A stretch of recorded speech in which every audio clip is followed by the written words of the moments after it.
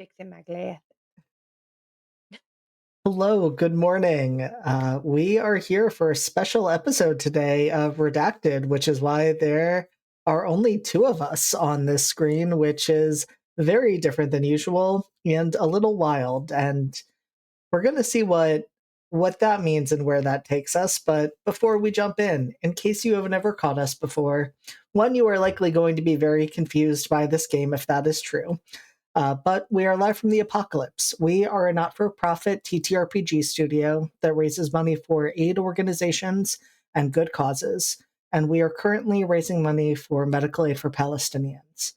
I do not need to tell you at this point why that is important. We all know why it is important, and so we ask that rather than subscribing, giving us bits, engaging with cryptocurrency in any way, shape, or form in any aspect of your life, that instead you put that money that you would have given in that way directly towards medical aid for Palestinians. And you can do that either by going to where the subscribe button would usually be. We have hidden it, and instead it says donate, and it will take you directly to the link to be able to donate to medical aid for Palestinians. If you are on mobile, that may not work. So instead, you can type !donate, and that will subsequently take you to that link where you can once again donate. No expectation. We simply ask that if you're able to give, you do. And if you're able to signal boost, let other people know about the fundraising we're doing, we appreciate that as well. There are some other things that you can engage with on the site. You can use channel points and things like that to get to do fun things like give me, bad things to happen to my players or give my players good things to happen. Honestly, I've stopped having people give me bad things because my players keep making their lives so much harder for themselves that I don't need to do it. I've never done that in my life. Absolutely not. You certainly did not, in like one of the most amazing character choices I've ever seen, refuse to listen to an order that could have saved your life. It was iconic. And so I think that is it for channel related stuff. This is Redacted. Redacted is a psychological horror game, and as such, deals with a number of pieces of content that some people may find distressing or disturbing. And so we put those out there just so you know what you are getting into if you choose to join us for this stream.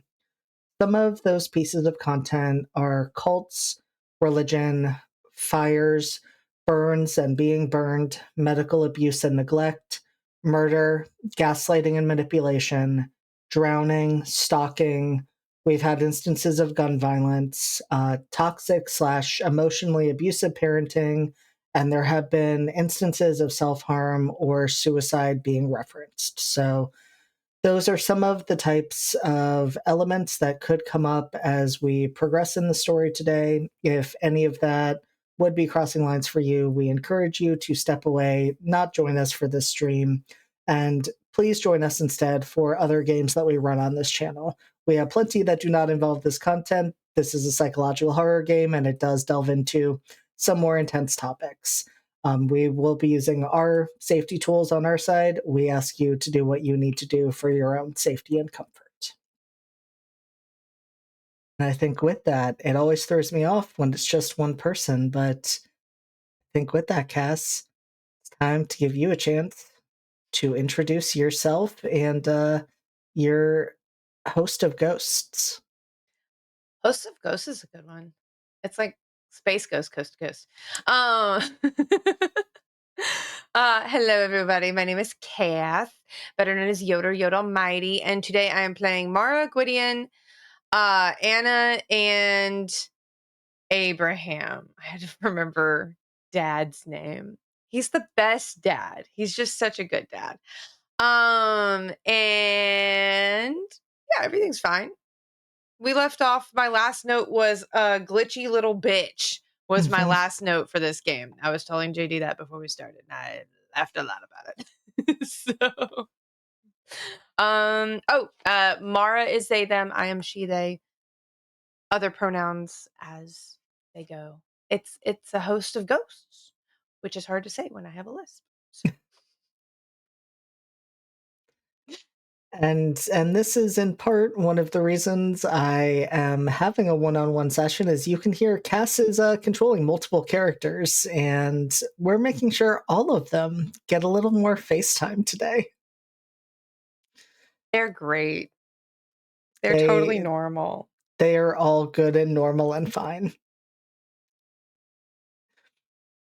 And I am JD. I can be found on the internet at JD Not Jason Dean. I'm the storyteller for this game, and that means I'm playing everyone else, which is sometimes many people and sometimes no people, depending on the session and what is happening. I do know I will be playing at least one or two characters today, but we'll see where today takes us.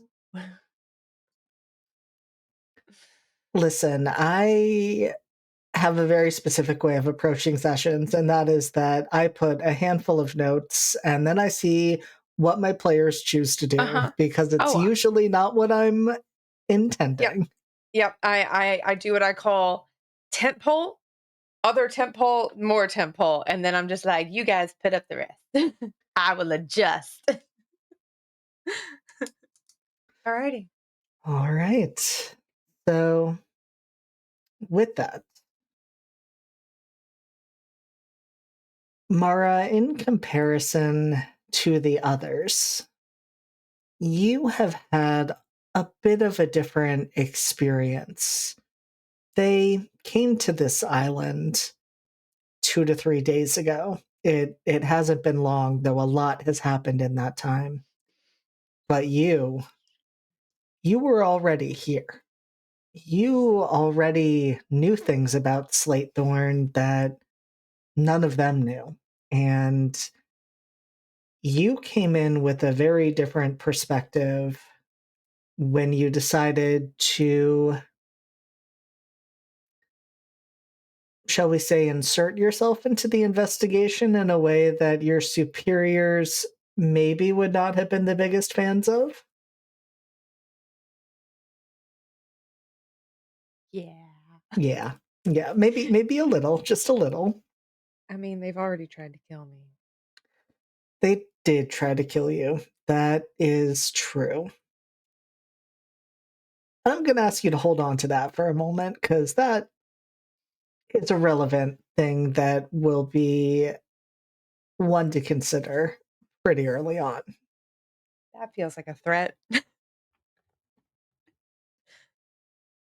And so where we had last left the group was, with the goal of going back to the hotel, going back to get your documents, going back to the historical society, and also exploring that a little bit more. So you had a plan, though that plan became a little bit disrupted when Abraham had a little bit of a journey to take on his own, a little bit of a Christmas carol to experience. I'm not sure I would say that your heart grew 3 sizes larger, or that you necessarily.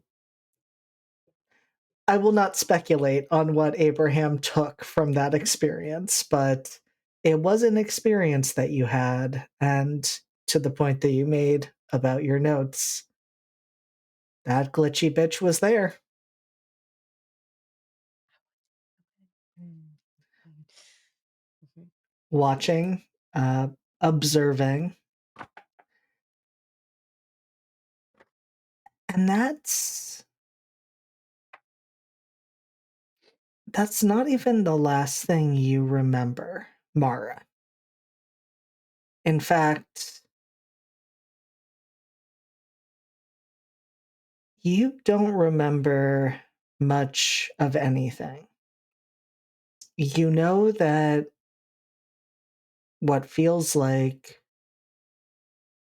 moments ago you closed your eyes as though to blank. And there's this moment of silence, the kind of silence that follows someone finishing a statement and the other person taking time to process.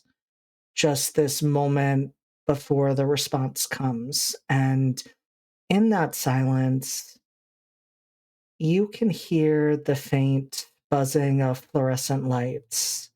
You can hear someone tapping on, it sounds like some sort of screen, a tablet, taking notes. And then you hear your handler, Agent Hart, say, "Well, Agent Voss, you performed admirably." And the room around you comes into view. You're sitting in Agent Hart's office. He's sitting across from you, tablet in hand, making notes. And you remember, oh, I'm here debriefing from the Slatethorn incident. You don't remember what happened, but you know that was your last mission, your last objective, your last project.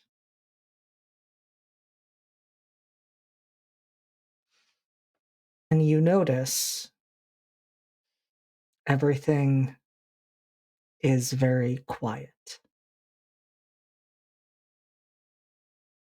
No Gwydion in my head. No Gwydion, no Anna, no Abraham. Because let me ask this. Do I remember us splitting into the haunted duplexes? If you think back, you do. You do remember that, but And so this Anna isn't. should be there. Anna should be there. And you do also remember, you can't quite make out the specifics of exactly what happened, but you know that you merged back together at some point.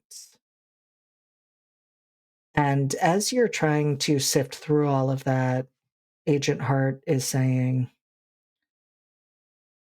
"We've spent years studying this. Agent Voss, you finally helped us figure out how to stop these types of events from happening. You broke the cycle."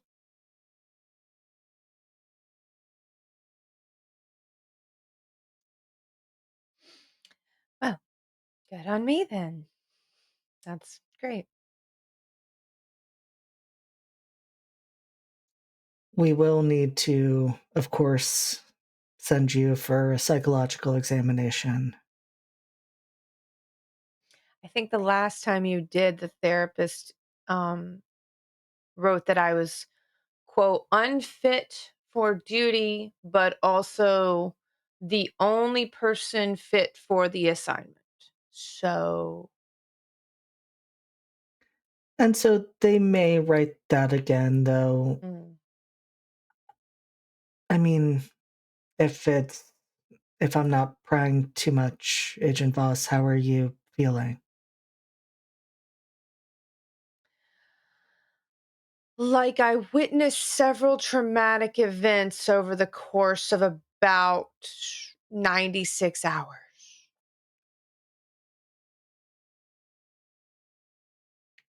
So I'll document that as not great. Oh, I'm fine. Are you? Hart, you've known me for what, 12 years?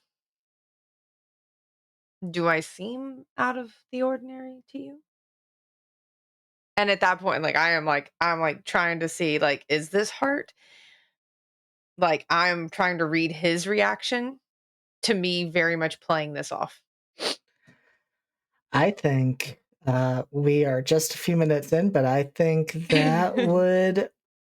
You know what? I'm going to ask you, what do you think that would be? Because I could see arguments for this being a social role. I could also see arguments for this being an awareness or a shadow role. But consider, I use my move, psychoanalysis. I think that is a more than reasonable option. Okay. Now which 2 dice are not going to betray me is the question. I'm honestly analyzing our relationship, like, mine and Heart's, because I don't like him, he doesn't really like me, but we work well together, I feel like. Yeah, Mutual annoyance. Okay, alright. So, I forget whether like, if I add anything to this one, what do I roll with psychoanalysis? I am reminding myself of that too because it has been I feel like it's a knowledge roll? so.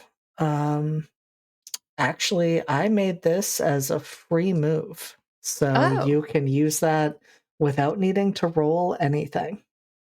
well, okay. Cool, cool, cool, cool, cool. I made a choice with that. You did, I just read that line because 'cause I've Yep. never used this. I don't think I've ever used this before. Yeah, I figured it could be a move that got used a lot, so I only put penalties when you are trying to use it more than once, but the first time is free. Yay. Yeah, is this Heart? Is this my asshole boss? What's going on here? Does he believe me? Am I lying through my teeth enough? And so, with that, Mara, you are studying Agent Hart's body language, and he is showing all of the signs that he is himself. It is the same posture you've always seen from him. It is nothing that is particularly notable or different. Mhm, I think, like, as you study him, you can see he has the concern he's shown in his role of being your handler. So it isn't necessarily like he likes you, he mhm, cares about you, but there is a worry over what you've experienced, what that means for you, what that means for your readiness to be back in the field in the future, and things like that. And he is obviously aware that you are lying through your teeth, but it's the familiar back and forth. And so, okay, even though he's asked this question, there is nothing that doesn't seem like heart in this.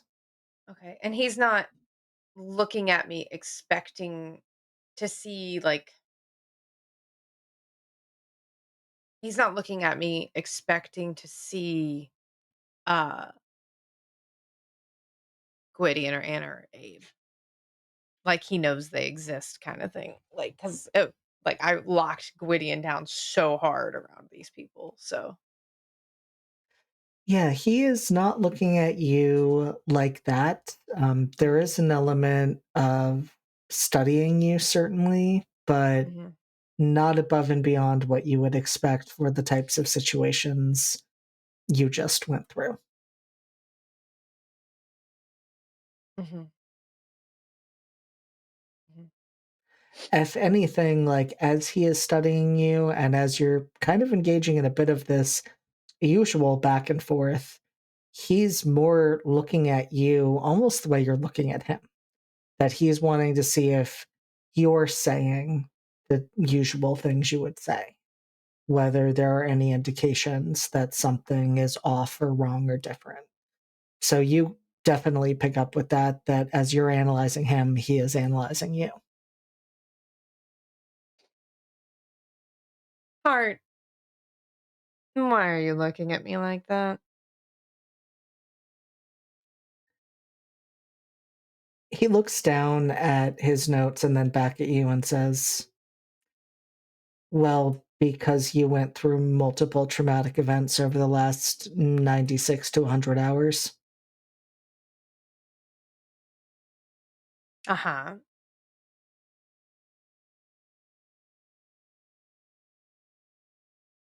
Is that surprising? No, what's surprising is that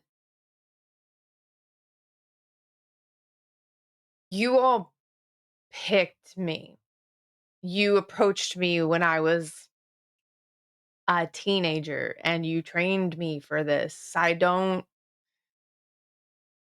I don't know what reaction you're expecting to get, but it's obvious you're not getting it and you're looking at me funny. I don't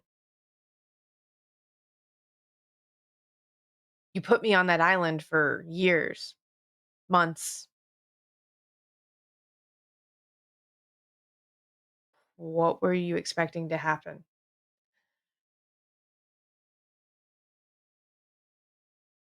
Well, what ultimately did happen? That's what we were expecting. Mass We murder and fires Well, that's just the history of the island. That's just what always happens there. keeps happening. And that's the thing, Agent Voss. We don't think it will happen again. You and the others stopped this. That was what we were expecting to happen. Well, You see, and hoping to happen. that's what's interesting to me is don't understand why what we did worked. We didn't have all the answers. Shouldn't have worked.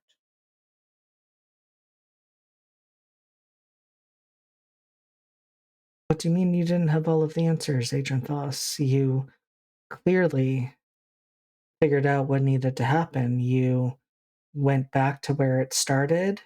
The fact that all of you were there and you came together, that did something, that changed something.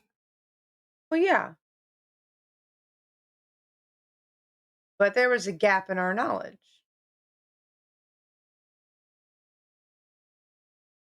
And he's scrolling through and looks confused. What gap are you talking about?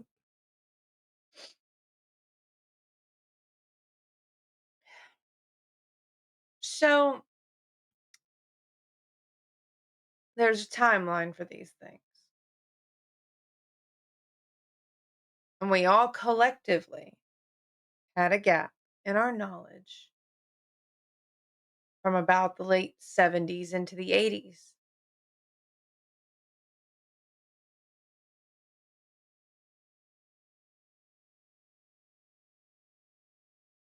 Something else happened. Where it started, I think, doesn't matter so much as what we didn't know. So, cycle might be done or it might be dormant.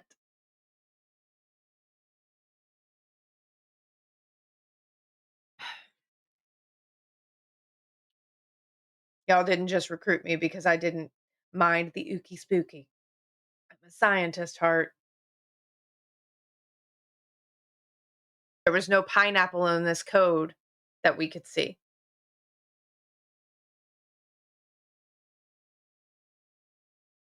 He looks genuinely surprised and is continuing to scroll back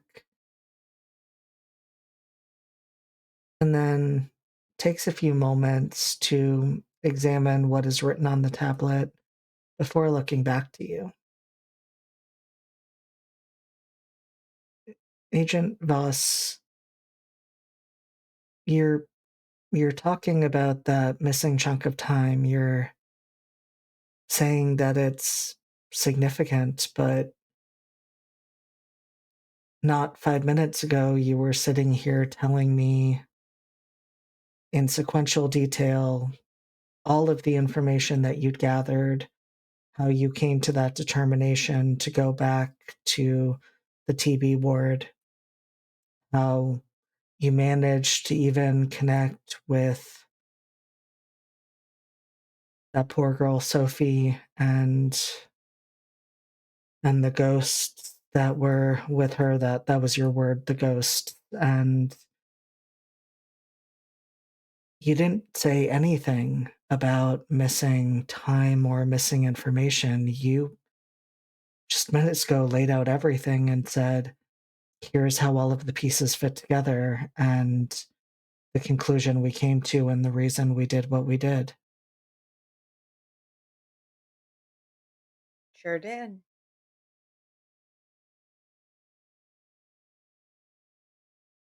And Didn't say I so, didn't leave anything out. but then why is that something you're focused on now? Is it because you think I'll keep it off the record? No, I know you'll keep it on the record. We did what we did. It seems to have worked, but it's me. You know, I like to poke holes in things, and there's a hole already. Well, Cycle repeated what? Every 10 to 20 years and seemed to affect people who were alive concurrently. But there's a gap. And while everything started at the TB ward, I don't think it all finished there. So, yeah, just my 2 cents, Heart.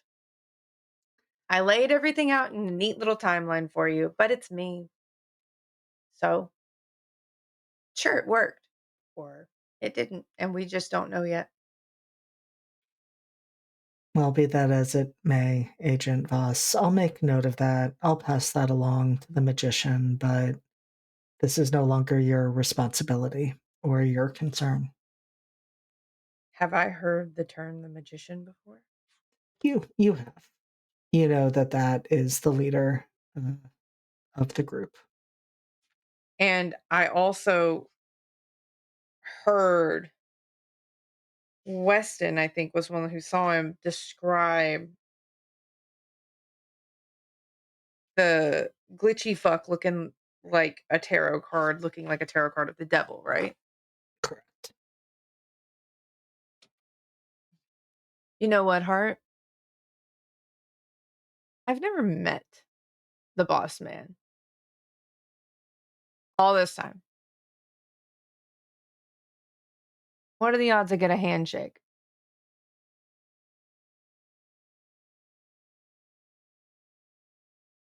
I'm not sure that's in the cards for today, Agent Voss. You have a psych eval to get to, and then I am recommending you be put on R&R before we send you back into the field. Okay.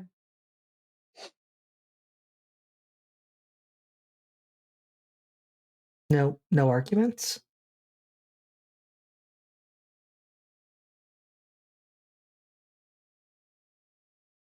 I'm traumatized.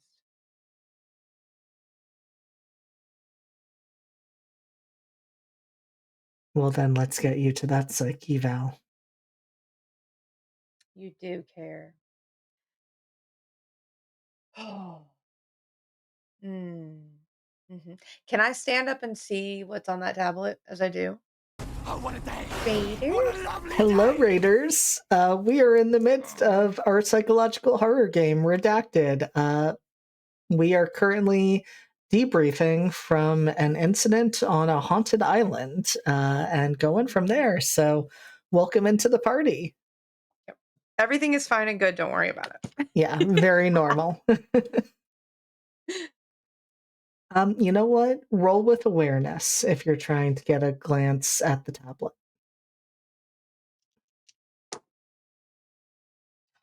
We are cooking with gas today, JD. Double twos plus two. That's a four. Incredible. That's a failed roll. That means you mark insight because we fail upward in the system. Yup. Oh, man. That's insane. Okay. So we are playing a system that I created. It's called Synchronicity. It's a powered by the apocalypse game where everyone is a haunted house full of ghosts that have multiple playbooks and get to do chaotic, wild things. I am Dr. Mara Voss right now, but I should have three ghosts in my head and they are suspiciously silent today.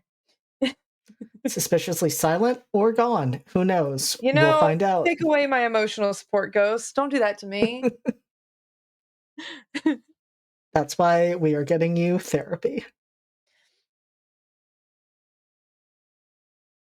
Okay. So, Mara, you try to take a look at Agent Hart's tablet, and it isn't that he tries to stop you or anything like that. It's just that you can't seem to quite get an angle. And of course, he has, those screen protectors to make sure you can only see it from certain angles. So you can't quite get close enough. But Mhm, it does stand mhm. out to you that he is not trying to prevent you from seeing anything. Yeah, because I feel like this is normally a game we play, and he actually does not want me seeing what's on the tablet usually, and now he's like, "Nah, it's fine." Because he got one of the screen protectors, little fucker. Yep. You know what? He learned. He learned, and this was the way he could win the game. Asshole.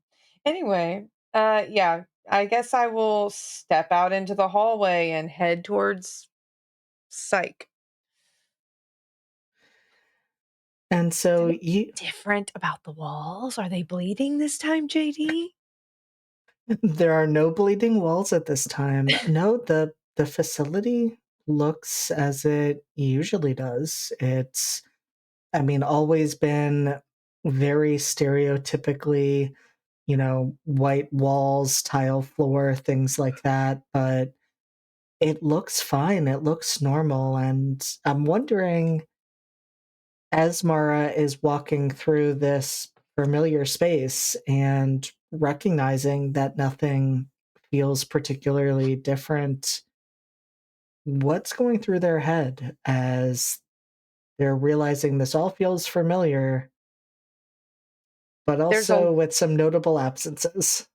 there's a lot of internal screaming for Gwydion. Where the fuck are you, Gwyd? Gwyd, Gwyd, Gwyd, Gwyd, Gwyd, Gwyd. Anna, Abe, Gwyd, Gwyd, Gwyd. Like, there's nothing on her face. She's long practice of keeping her emotions off her face. When she's talking to Gwyd, but she's literally like yelling for him, like, "Bro, where'd you go? This is weird. I don't remember getting here." Like, yeah, yeah. There's a lot of that. And what is it like for Mara when, in calling out and just kind of seeking any indication that these ghosts are still around, that there's just nothing? It's almost like a void where they used to be. Well, that happened very recently, and Mm, she didn't handle it very well. mm-mm. Um, I think she she knows something is wrong here. She knows her employers have tried to kill her once already. She knows that she like whatever is going on is not kosher. Like she knows. So I think she's just locking in and like, I aim to misbehave today, but we can't let anybody else know that. So I'm just going to act like I'm going to full step for this. Like, we are going to act exactly how they expect me to act, as if nothing is wrong with me, other than what they expect to be wrong with me. You're seeing people moided recently. Um, and yeah, I think she's just going to walk down to psych and knowing that they have infiltrated her mind space once before, that Hart specifically has. She didn't get responses from Gwyd, locking in. Like, no, I think she is humming. What year did we say this was? Like, it's This, I believe, was 2023. Yeah, so, like, it's recent. I think she is, like, just going through, like, Beyoncé's entire discography in her head, just, like, at to that point, pre-Cowboy Carter, but, like, yeah, so she's just got Lemonade right now on repeat in her head, like, and is I feel like it wouldn't be unusual to see her just kinda, like, dancing down the hallway a little, like, keeping herself amused, and, yeah, just heading to psych, like, no thoughts, head empty. We're not Alright. giving them shit. Well, I think this is a really fun time to do a remain calm roll. So that's 2d6 minus your psychic damage, which you told me earlier was 4. Well, now it's 5, I think, right? Because I failed that roll? No, no, no, no, no, no, no, no, no, that's it, Nope, yeah. nope, yeah. It's 5. You're not gonna get penalized for that in that way. You might get penalized for this one. 2d6 minus 5. 4. I can count. 4. Yep.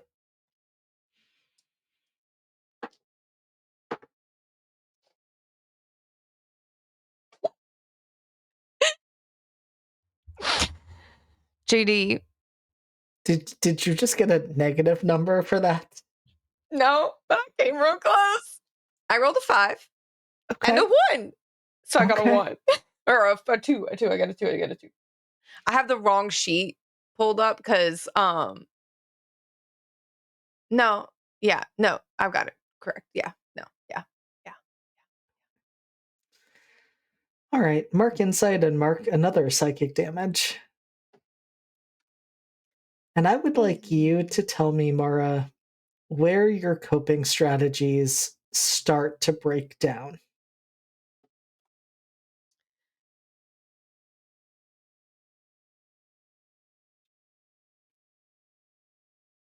Hmm.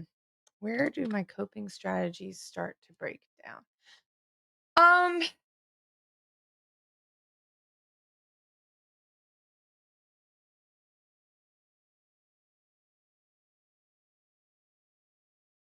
I think there comes a moment where she hits silence again,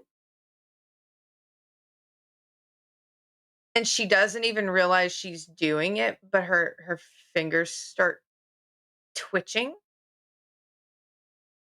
Because I feel like that's a tick that she has, that because she and Gwyd were so twisted up together, like, he unconsciously controlled the ticks. Mm. There's no one to do that right now. So she just starts, like, it's not quite stimming, but, like, you know, there's just, like, twitching of her fingers hanging, like, she doesn't know what she's doing it, because she's never realized that she does these things. Gwyd has always turned them off, you know? And so, like, little starts with her left hand, and then it's her right hand, and she's just still walking down the hall. Um,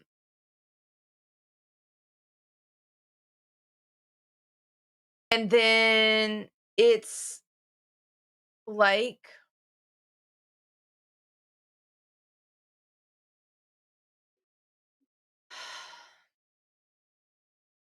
it's literally like she walks into a glass wall, where she just stops in the hallway,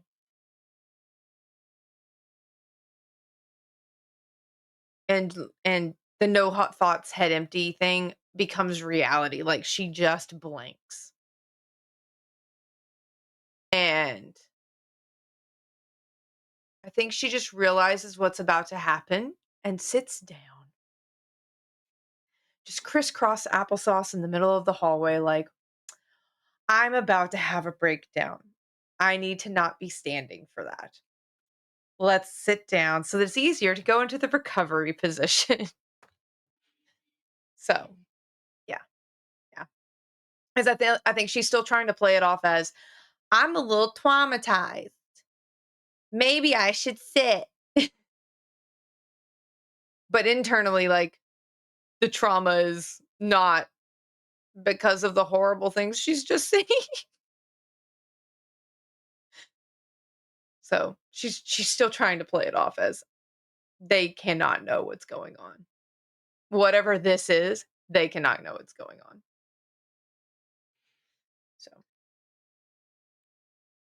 And as you've been moving through these hallways, you have seen a handful of other employees, some of them at the level of agent, others not, and their typical reactions to you are at most kind of, a nod, maybe a hello, things like that. It's not like people typically stop to chat, but as you are sitting there on the floor, it is a little bit harder for everybody around you to just be going about business as usual, even if this isn't necessarily an unusual sight to see.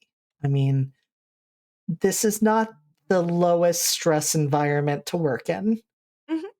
and sometimes there are consequences to that. So there's sort of a few people who are politely giving you space to Mhm. have this breakdown, but a few others who kind of pause and do ask if you need anything.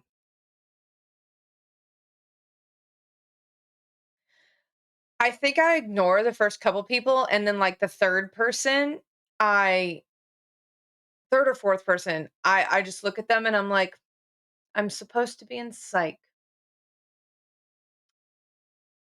I don't trust my legs to work. Wheelchair? And this young guy who has stopped like looks very concerned and nods and says, "Yeah, yeah, I'll go grab you a wheelchair." Thanks. I don't remember your name." Agent Smith. "Really? I didn't get to choose my last name. I mean, you can change that." I could, Now but I'm just gonna imagine seeing multiples of you chasing me around like I'm Neo. I just, like, flop against the wall. and he just kind of stands there and goes, "I don't know what to do with that," and then just walks to go get a wheelchair. "Wheels, Smithy, thank you."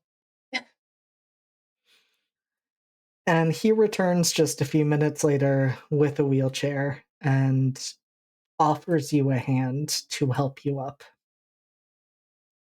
"Thank you."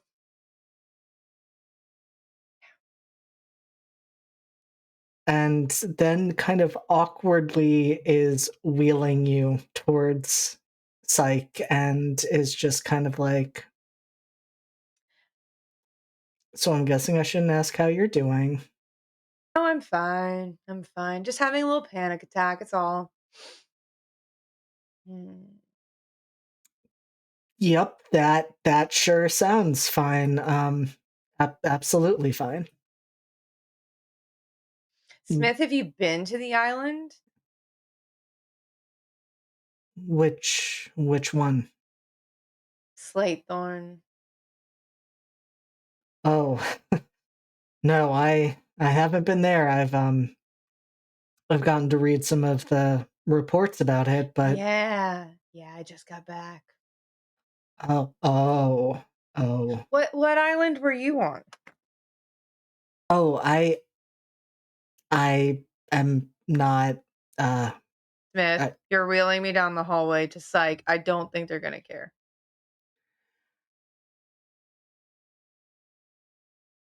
I have not been cleared to get to do field work.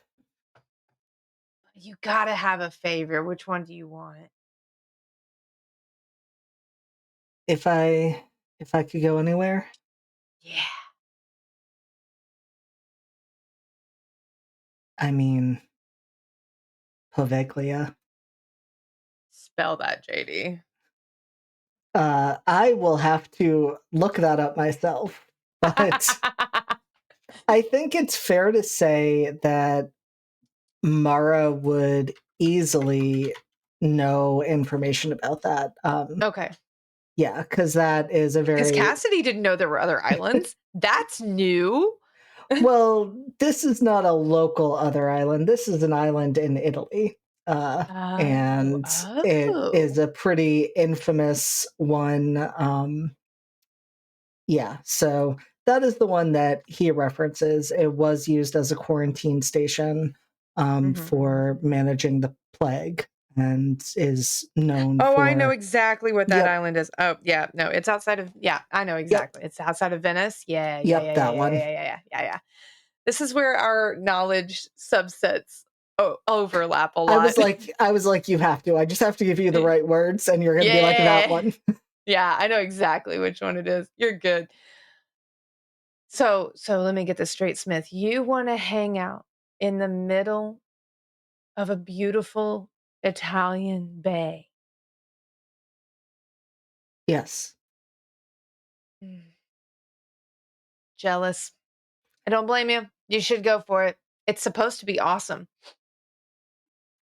It's certainly supposed to be an experience, but not one quite like Slatethorn. Yeah. Not as, like, active. Few, that sentence made more sense until I started to say less psychopaths.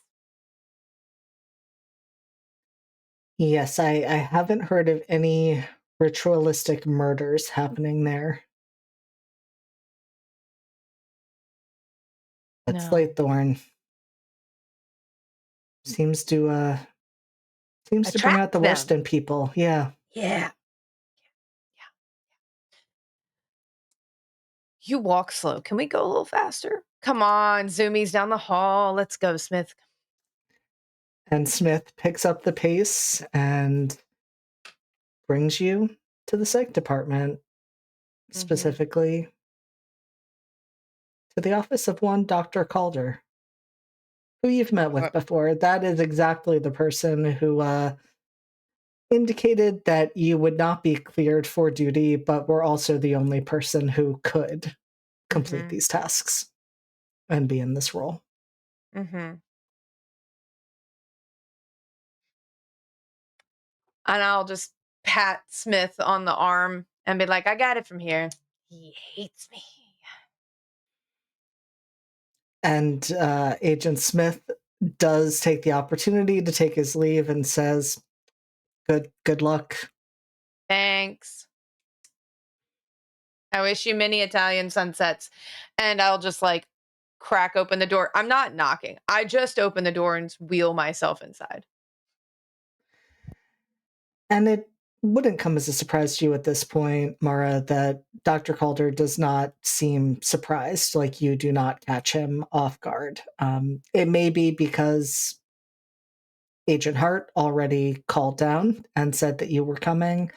It might be because this is a monitored facility and Dr. Calder could just glance at his screens and see you making your way down the hall with Agent Smith. So you know that there are always eyes on you, that there always have been, even in Slatethorn.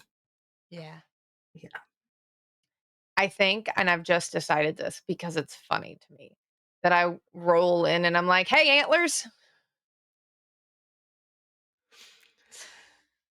And Dr. Calder, who is sitting behind his desk, pad of paper and pen already at the ready. He is a man of about, you would estimate, maybe 35 to 40 years old.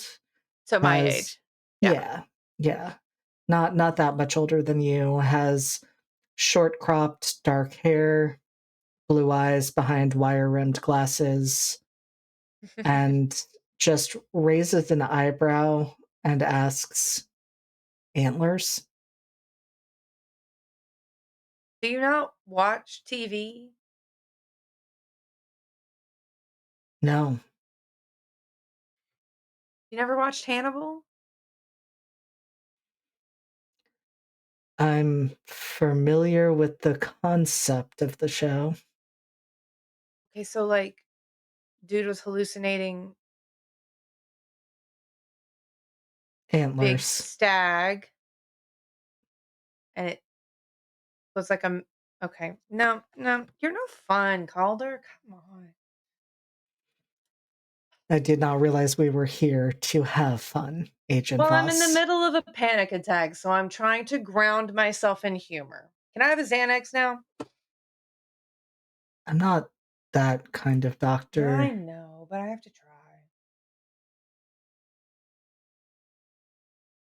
So how are we doing today, Agent Voss? Having a panic attack? Yeah, it all just kind of hit me as after I, talked to Hart. So yeah, I'm okay. My breathing's under control. My heart rate's come down. You can take my blood pressure if you need to. I think I'm okay. Smith was very nice to go get me a wheelchair and wheel me in.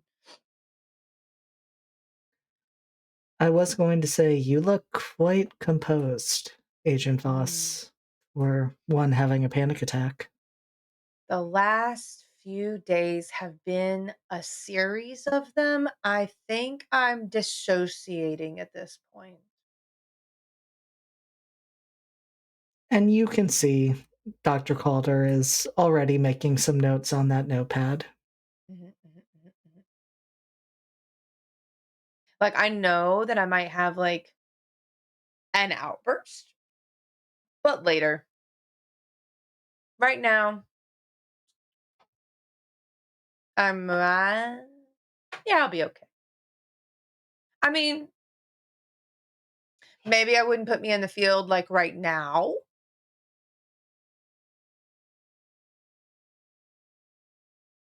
but I'll be okay.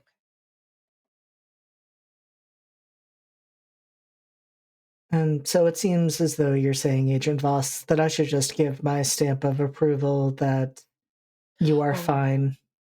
No, no, no, no. They're gonna make like I think I do need some R&R, but like I'm handling this. Yeah, I'm handling it.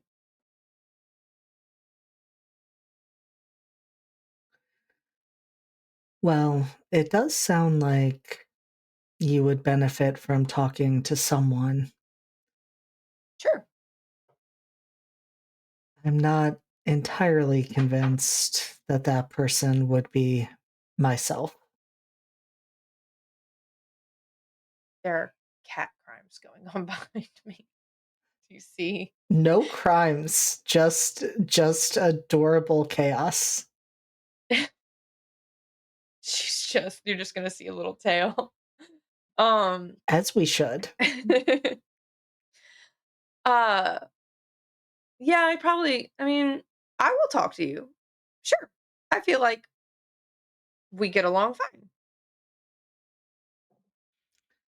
I feel like that is not entirely truthful, Agent Voss. I mean, I don't like you, and I got the distinct impression that I annoyed the shit out of you. But like that's kind of my thing. I annoy people. It's a what did my mother call it? An unfortunate personality trait for a young woman. And then I told her that that was making assumptions about my gender identity that I didn't appreciate, and she got annoyed. So, you know, there was a reason they let me go to college at 14. I'm just saying. Well, it does seem like you have remarkable insight, Agent Voss.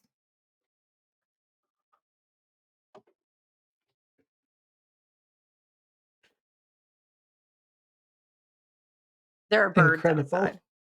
There are birds outside. Listen, Um, let her hunt. I let her hunt all the time. I have tried training her on a harness, but she hates it. So, you know, middle child syndrome. Anyway, what was the last thing he asked me? He had made note that you seem very insightful.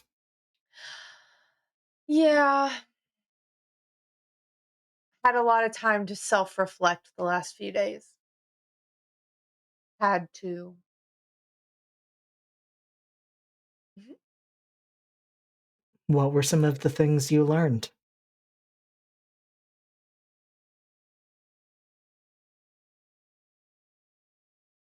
Hmm.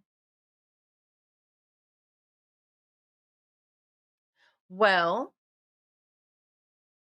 I learned that I'm not a fan of brunch. Ah, Yes. That was an unfortunate incident. yeah, no scarring. Very, very strange feeling. Um, was that you guys, by the way? That would not be information I would have. I merely received the incident report as part of the file on you in preparation for today's appointment. Mhm, mhm, mhm, mhm. Yeah. So not a fan of brunch. Mhm. Rekindled my love of fire. Uh, hmm.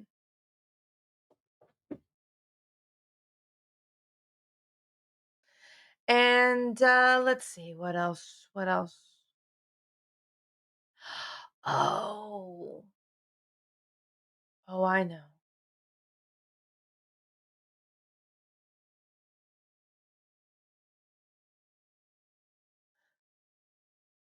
I found a gap that everybody seems unconcerned about A gap? in knowledge. I don't like. I'm a scientific method, all that. I want testable hypotheses. I can't talk today. Hypotheses.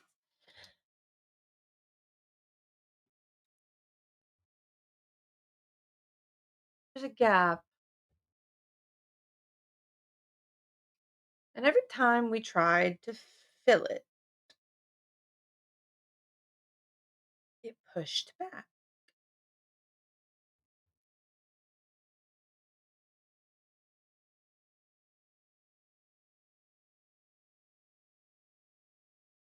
Mara, as you say that, the lights in the room flicker just a bit, kind of like there may have been a power surge or something like that, but it is noticeable enough that even Dr. Calder, you see his eyes kind of flick up towards the lights in response to that, though that Like I is the said, only reaction he gives.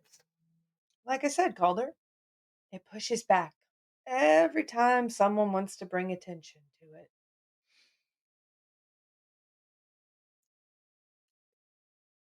Agent Voss, sometimes the power flickers here. We have a lot of different departments in need of that resource. Sometimes when something needs to be powered up, that happens. Hmm. You are sounding paranoid. More than usual. Yes. Hmm.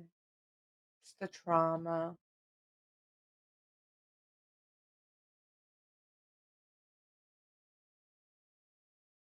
You said that it keeps pushing back. What Mhm. keeps pushing back?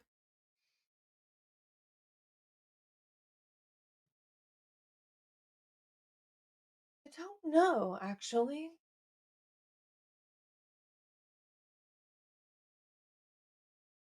I don't know.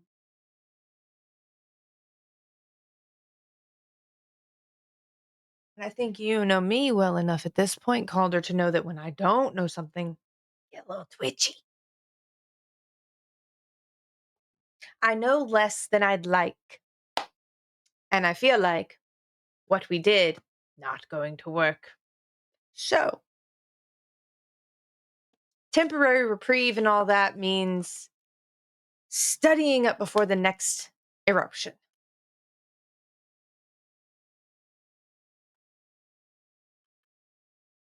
Well, you seem to have a plan of action with regard to that, but Sure do.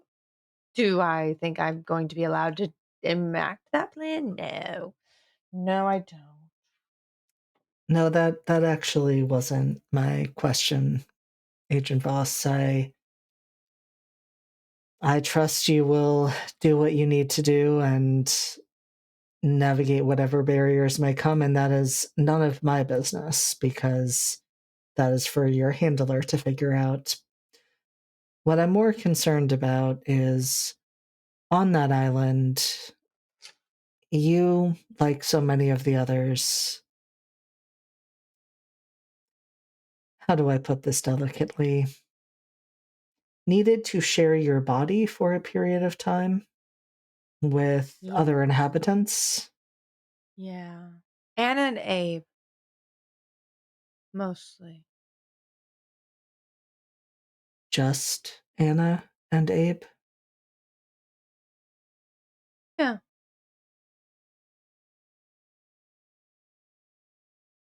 Oh, you're talking about Gwydion. Yes. What made you not include them in your list? Oh, well,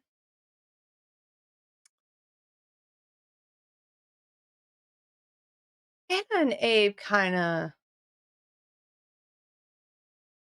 weren't very polite. Gwydion asked. Kind. Sounds very respectful, so Hmm. he was the one who had permission. Mhm. What made you give him permission? Curiosity. That pursuit of knowledge. I Mhm. see.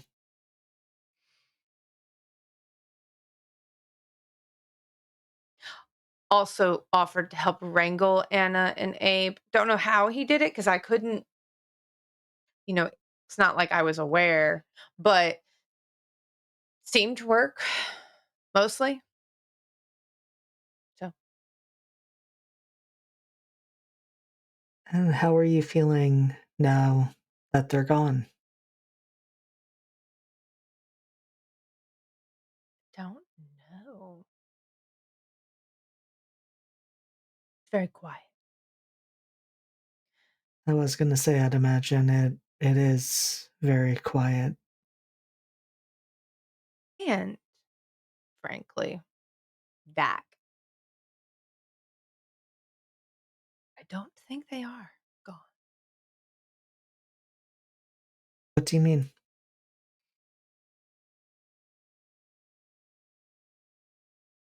Like I said, you all are convinced the cycle is stopped because of what we did. I don't think it worked. I think we put a band-aid on it, but it's not something that needs a band-aid, it's something that needs stitches.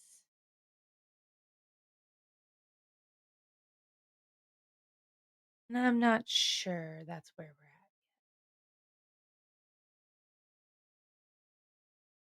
And it's that gap in knowledge that gives you that doubt. Yeah,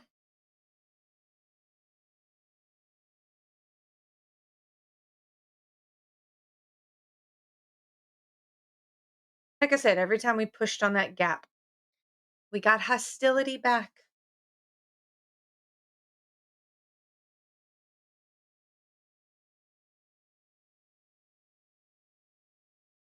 What makes you describe it as hostility?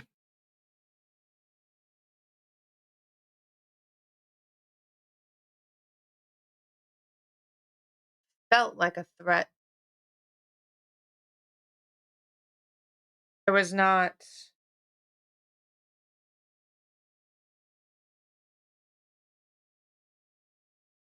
there was not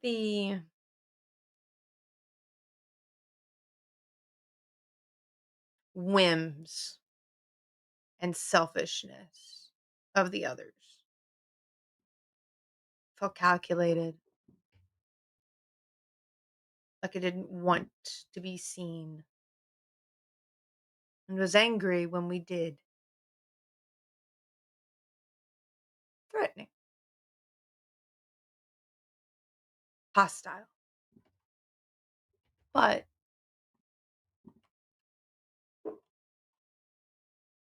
not physically imposing.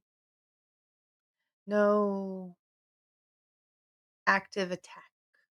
Just like a tiger pacing its cage, where you know if you step in, you're fucked. But if you stand there and watch, it's a predator watching prey.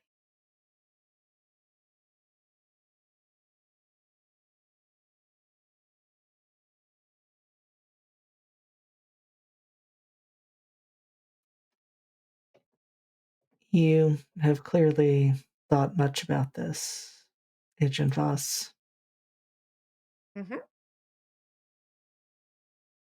How certain are you that your interpretation is accurate? I'm not. I'm not at all. That's fascinating. There was intelligence there.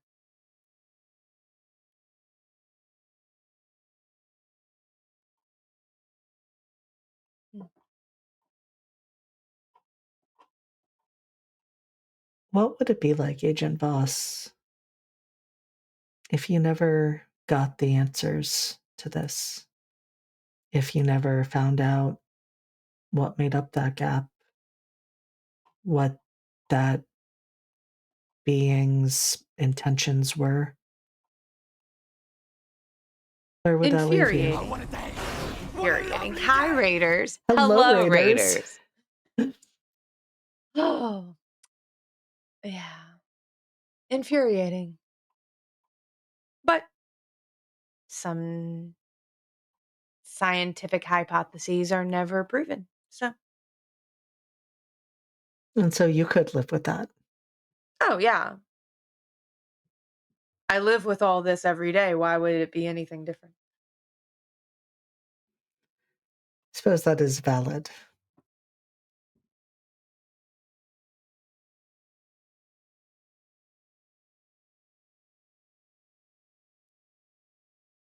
Agent Voss, do you miss them? Hmm.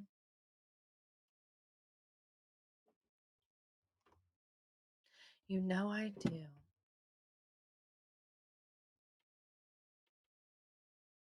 They weren't necessarily the most polite company, but they were people. And when you get to know people that intimately, that quickly, like a trauma bond, you know?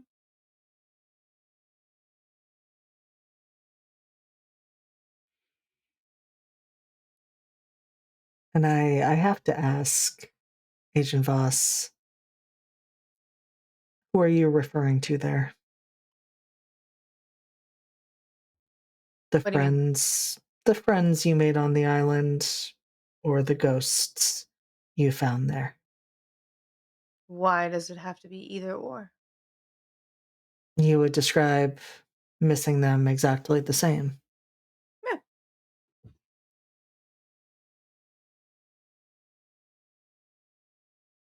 That's surprising, Calder?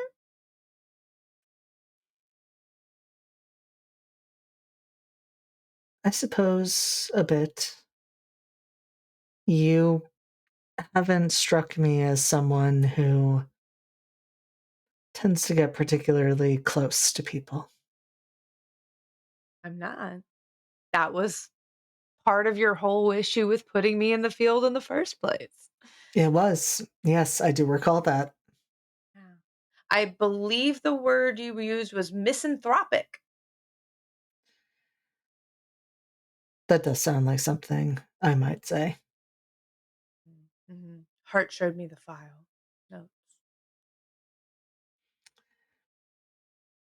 I do believe that I may have also indicated that you were a bit sociopathic in your undivided approach and focus to science and lack of concern for others. And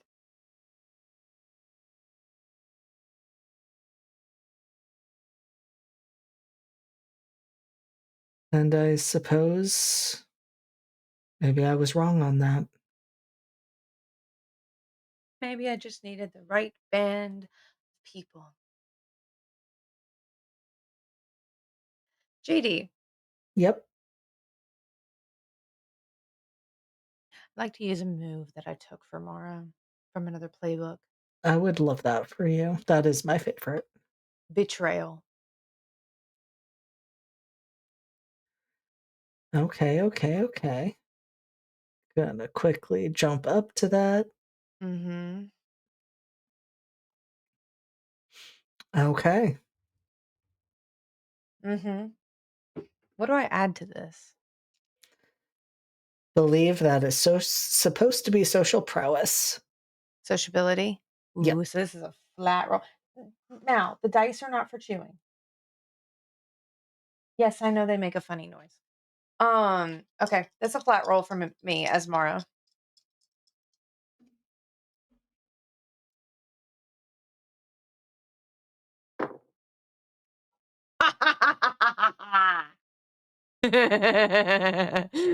I feel like that's Oh. probably very good, but let me find out. 11. All right. So I you rolled a are 6 and a 5. you are No, able to don't eat play that. both sides. No. Yeah, I think I just lean in and like put my elbows up on Calder's desk and just look at him for a minute and like make him remember that he wrote that I was a sociopath in his notes and like really. What is Calder's first name, by the way? You don't know. Everything just lists him as Dr. Calder. Yeah, I think I just lean in really close. You're recording this, right, Calder? You know I always am.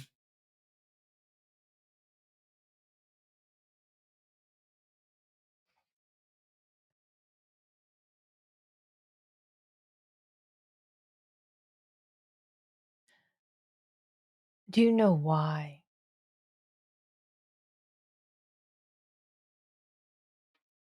I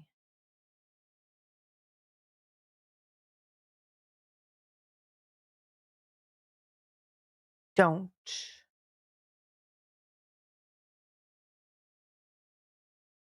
get along well with others?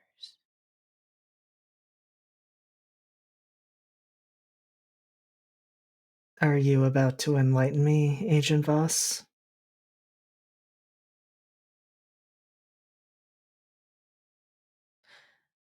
It's 'cause I knew about Slate Thorn before any of you ever approached me.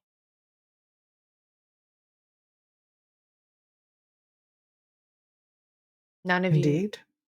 thought it was weird that I seemed to be focused on that particular island in my studies.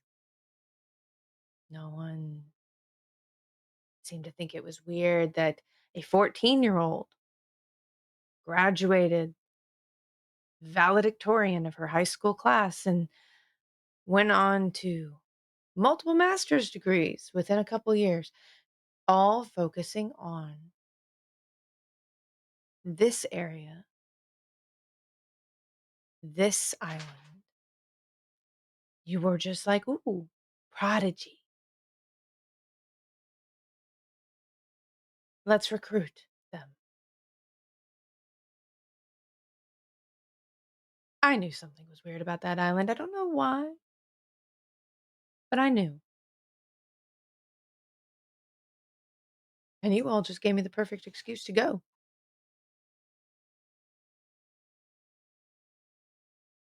And as soon as I set foot on the island, Gwydion asked,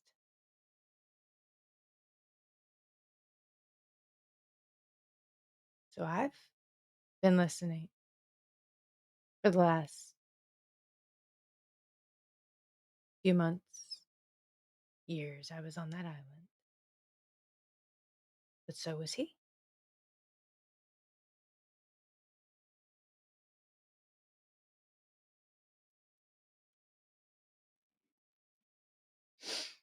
So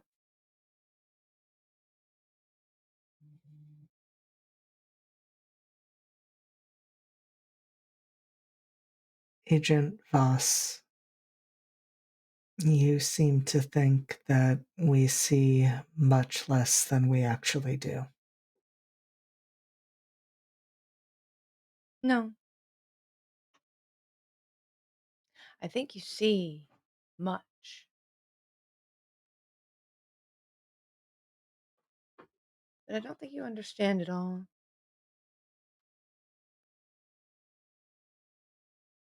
Or you would never have put me on that island, knowing what you did.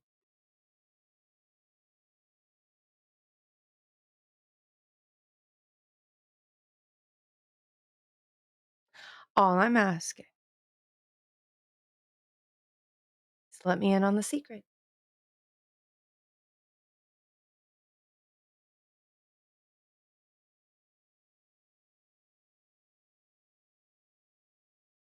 What secret? Exactly.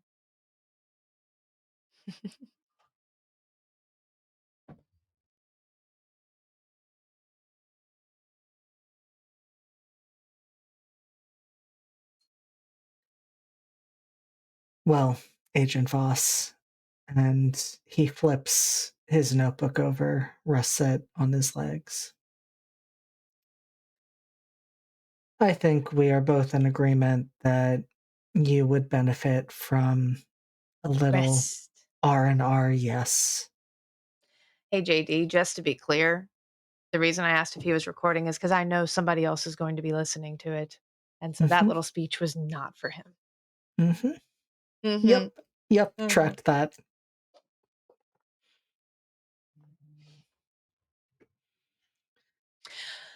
Where do I get to go for R&R? Do I get to choose? Is the company going to pay for my tickets? Well, Agent Voss, that depends. Where would you like to go? Hey, JD, Yeah. Weston's husband was in New York, wasn't he? God, I would have to double check that. I want to say yes. I I want to want to say say yes. yes. Yeah. I may have to track down my exact notes, but you know what? It doesn't matter. We can retcon it. We can fix it in post. We can just say I can just throw out insert city here and just say it's somewhere I've never been. Sounded interesting. Dr. Calder gives you a look at that, like a very assessing look, and then you can see the moment he decides, not my problem, and just says, that will be my recommendation. Thank you.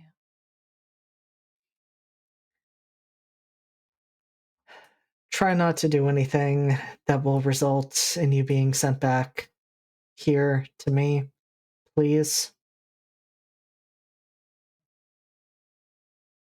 They send me to you like once a month anyway. You're the one Yes, who wrote sociopath in my notes. correct. I would rather not have regular sessions with you unless absolutely necessary, Agent Voss, and I'm sure you would much rather spend that hour or two each week that they would mandate you to come see me into doing research. Am I wrong? I like hanging out with you. Do you? Yeah, I like the banter and things. And calling me Antlers? Is that nickname going to stick? Maybe it was funny. It was a little Do funny. do I look like a Hannibal to you? Oh no, you look like a Will. That was the okay. And like the joke was I was calling you antlers because like I'm Hannibal. Okay. There is so much to unpack in that statement, Agent Voss, and we do not have time for that. So You are the one who wrote sociopath in my notes. There are then layers. just please tell me you're not eating anyone. Please. I don't like that Not you're that I'm having to think aware about of. that. Well, okay. I don't remember what happened at brunch. So I don't know if I ate my own brains. We absolutely do not have time to unpack that.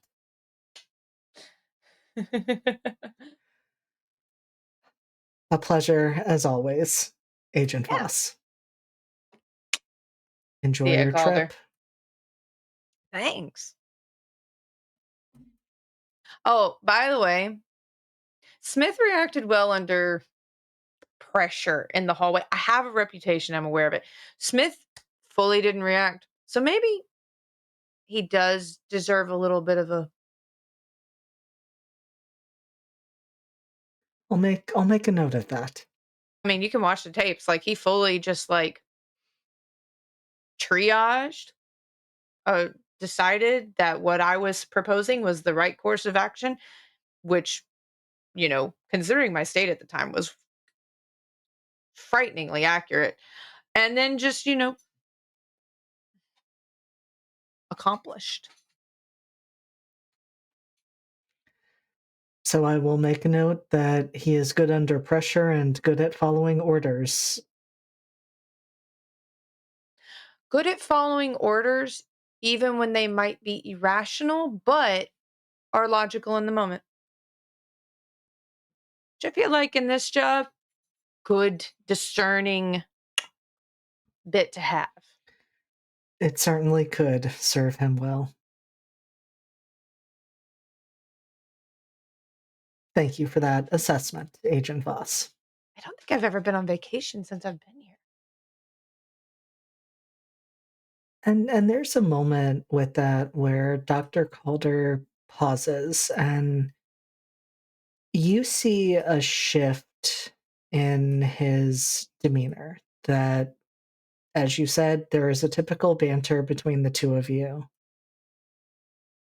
He's usually very well masked, the very Mhm. calm, neutral therapist face. And in this moment, you see him come to a decision that he's been wrestling with, and his face softens just a little bit as he says,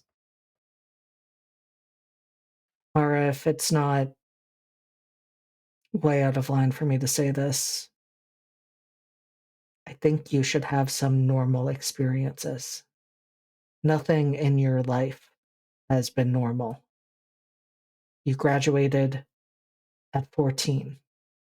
You spent all of your time in study. You were recruited here. Go out and do the things normal people do. Go for an actual vacation. Meet someone. Do things that are fun for the sake of being fun. Make friends, actual friends. This doesn't have to be your entire life.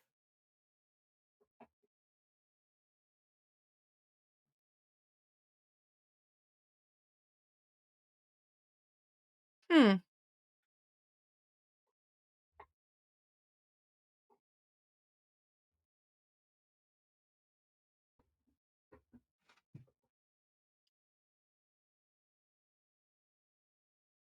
You know, Calder?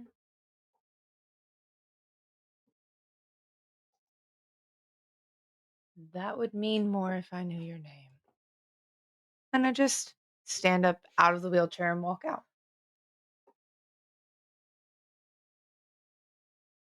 And I think that actually is an excellent place for us to go on break. So we are going to disappear for 10 minutes or so, be back, and continue Mara's solo journey. Be back soon. Let's do this.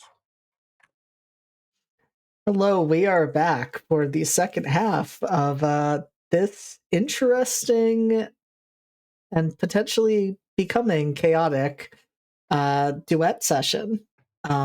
As Mara is making some choices.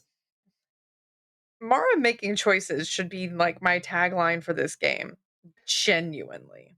I mean, honestly, I feel like that should be your tagline for any game that you are in. And we respect Yeah. this. Yeah. I am. Yeah. And so I think where we pick up now,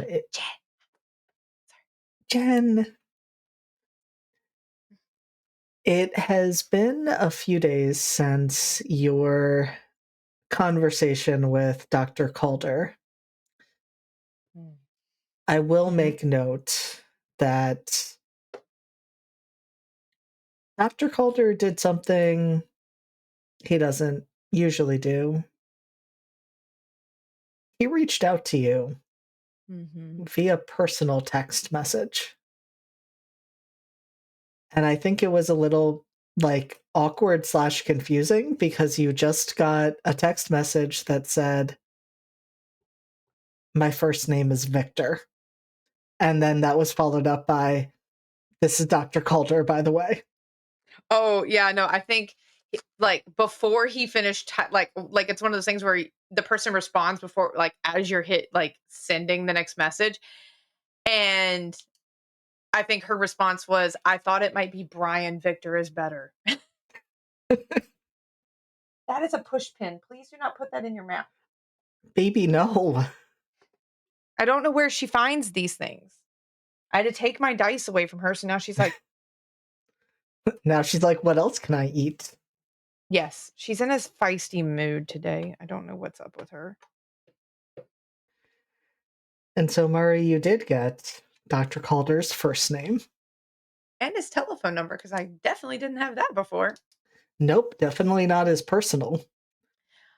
Oh, and you know what? Because it's hilarious to me, Cassidy, as a person, I save him in my phone as VC Andrews.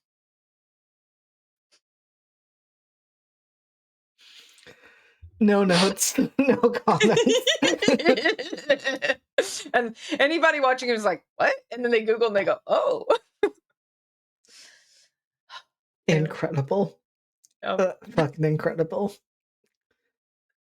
So yes, you have the contact information, and he has in fact made arrangements for you to be able to travel to, we're going to say New York, with the caveat of if No, both JD and Cass have completely forgotten where the Brooks family lives, it is yeah. whatever state that is. Yeah. Yeah. I feel like it was New York or Chicago, but I wasn't leaning heavily to New York. I feel like it was East Coast, but I'm also not 100% sure. It could have I was also thinking Chicago. So it is Mm-hmm. one of those states. Mm-hmm. Regardless, the important thing is you are on a train heading there. Mm-hmm. I'm taking Amtrak. You are taking Amtrak. That's like a 4-day well, if I'm going to New York, then it's not a long train ride, but is this Chicago? That's 4 days on the train. We'll assume it's New York. If it has to be Chicago, they will have been kind enough to give you a plane. Yeah. Okay. Okay. Okay. What steps has Mara taken towards finding Weston's husband? I think she has gone to like find like old school like cyber cafes. Because I don't feel like that's out of character for her. Or, technically she is a faculty member for the University of Maryland, so I feel like she's maybe gone to campus and used the computers in the library where she has just and even if they're monitoring her cyber activity, she's just Googling the names of the people she was with, which I don't think anybody would think was weird. Like, she really wasn't given any information on them, you know? And then supposedly they stopped a cycle and, spent some time together, got all kinds of close. Um, so and I think like so she Googles Sophie, she Googles Weston, she Googles all of them. And I think she Googles like some of the ghosts' names. Just to be like, if anybody's checking up on it, she's just finding out whatever's publicly available, you know? And I think and she even Googles like Anna and Abraham, like just to kind of complete the picture, and Gwydion too, just to complete the picture, you know? And with so many of these, there is not that much information that comes up. When you are looking up the names associated with the tuberculosis ward and everything that happened there, honestly, Dr. Thurston is the only one whose name actually pops up because he was the head doctor in charge of that Mhm. facility. No other names are really sprinkled in throughout. And of course, when it comes to the cult and to the serial killings, you very much know what is out there is not accurate at all. Yeah. It is very spotty, incidental at best. But with that, what stands out to you the most is that when you are looking up these four others that you encountered or at least were adjacent to at points Mhm. in the case of Sophie, some of them you find what you would consider the normal stuff, some of them you find almost nothing.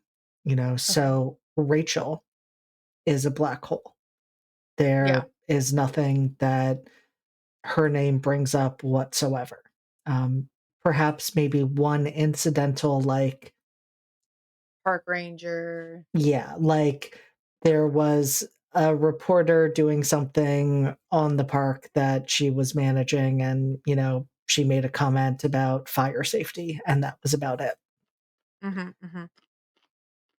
With Sophie, all you really found were notes from her college webpage, talking about projects she'd presented and things like that. Nothing really of note. Mhm, With Kai, again, a few occasional references to things in the costume designing department, nothing major, but with Weston, a little bit more, at least a little bit of a clearer picture, mhm, and that mainly revolves around his law career. The fact that he is an up and coming lawyer, talks about the law firm that he is a part of, and mhm, you can see those types of elements there that at least give you a frame of reference. And of course, if you are digging further, you do find a notice of his wedding, the fact that he married Cameron Brooks. mhm.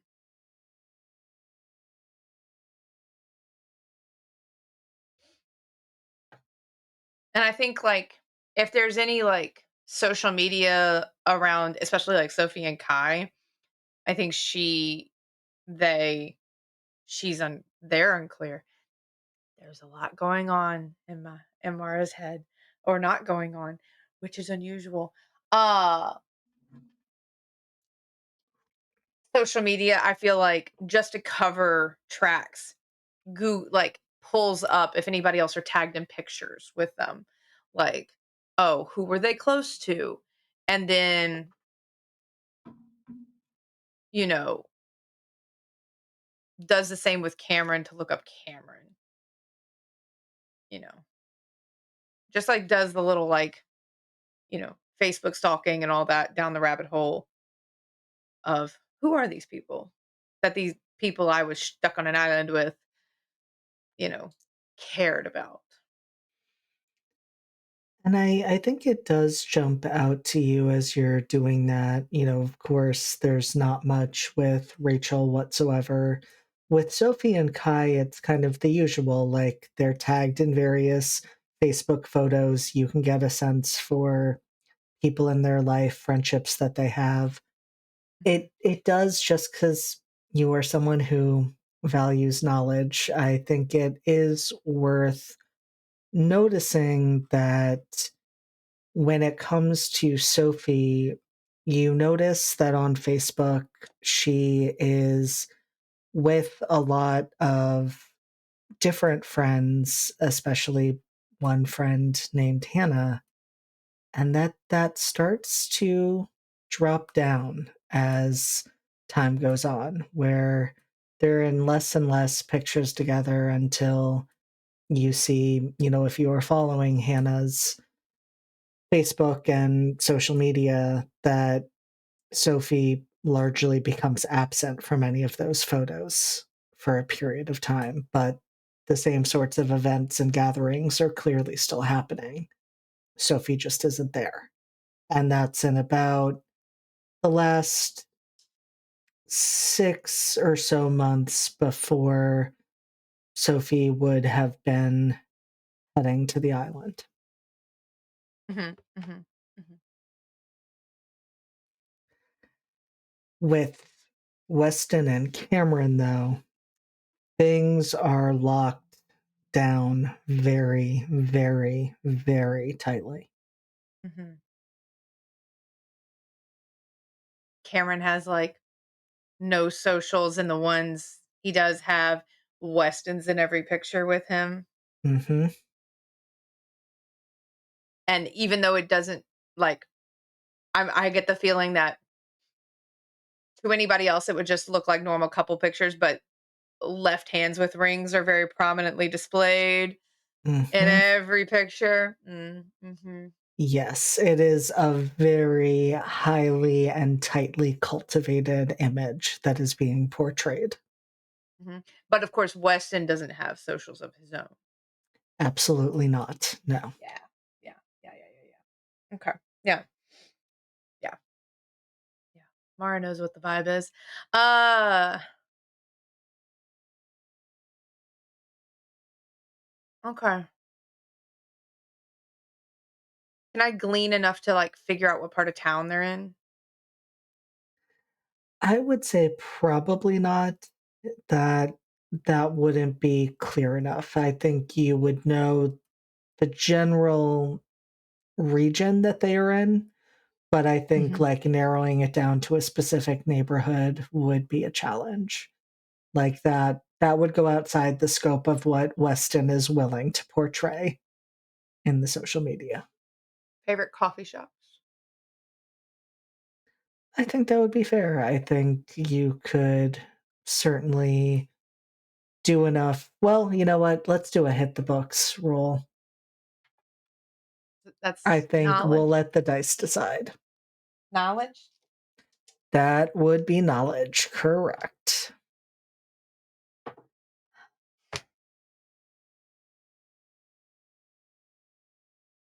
My cat licked my dice. Are we gonna And I blame the roll on rolled that? I rolled double ones, plus one, so I got a 3.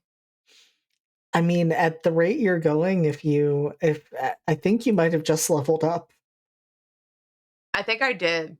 Yeah, 'cause that's like the 3rd or 4th roll you've gotten. Yep.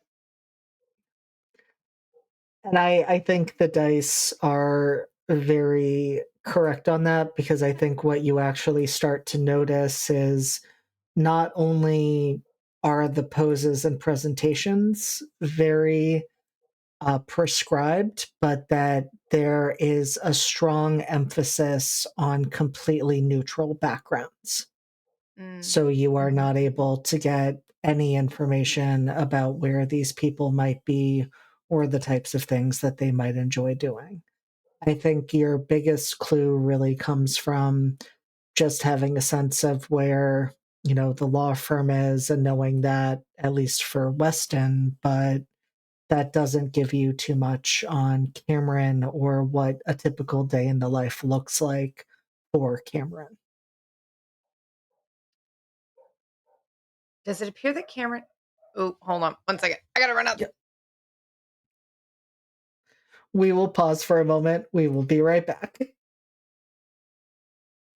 All right, we are back. We had to take a brief break just to deal Mhm. with life stuff, but we are here again. Bad neighbors. Anyway, yes, what I was going to ask before I had to run away, does Cameron have siblings friended on his profiles? I don't think so. No family, aunts, uncles, cousins? Nothing like Damn, that. Yep. Weston really did pick it. Okay. Hmm. Mm, mhm.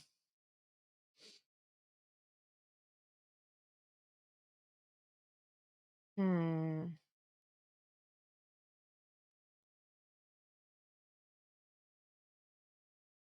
I think, because I don't know what happened to the others at this moment in time, do I? I don't know if they were allowed to leave and go home or whatever. I think you would have gotten enough in talking to Agent Hart that you would, I think in this I'm gonna make it an awareness role, a little bit of a different one, but I think that could be interesting to roll and see what you've gleaned. Thank God I switched dice. Okay, that's an 8. Okay, well that is not terrible. So Not terrible. I think with that you were told by Agent Hart that, everyone was kind of going their separate ways.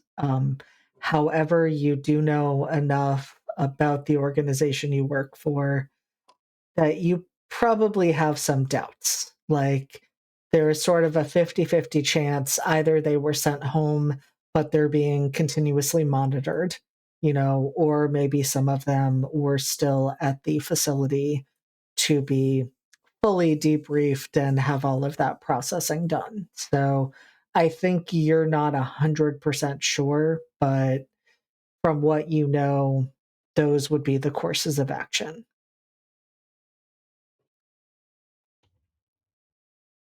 Okay, here's where we take a big swing. Going to the law firm.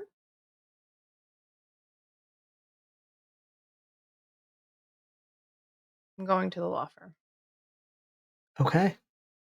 And I'm going to go up to reception and ask to speak with Weston Brooks.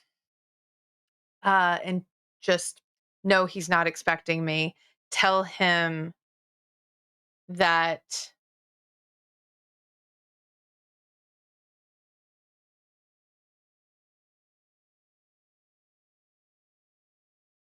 tell him how do I want to do this?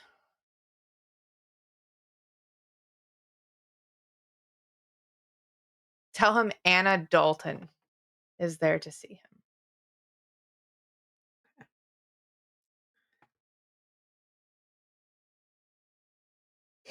And so you do this. It is a beautiful, very high class, very modern looking law firm. Mhm, mhm, mhm, mhm. The receptionist is very good at keeping their face neutral, to this random person who does not have an appointment walking in and does indeed call back to Weston to give him that message. And you see their jaw tighten the slightest bit, and then they lower the phone and say, Miss Dalton, I'm gonna have to ask you to leave.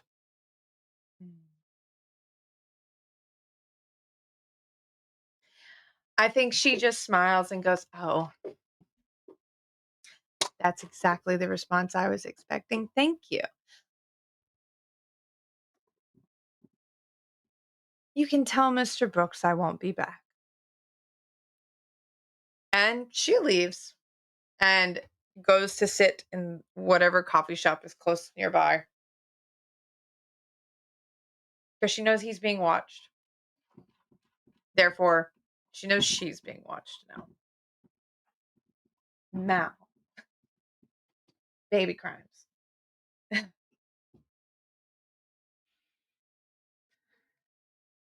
And so, as you are sitting and watching, Mara, what is your plan of action from here?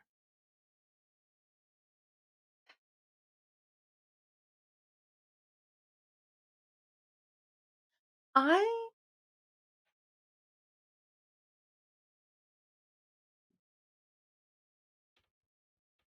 I think Mara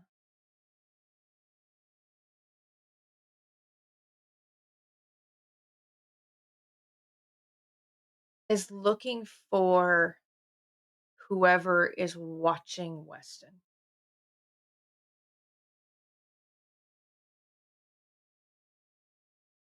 I think I'm gonna have you roll with awareness again in that case. Okay. Okay. I did level up my knowledge score, by the way. I love that for you. 11.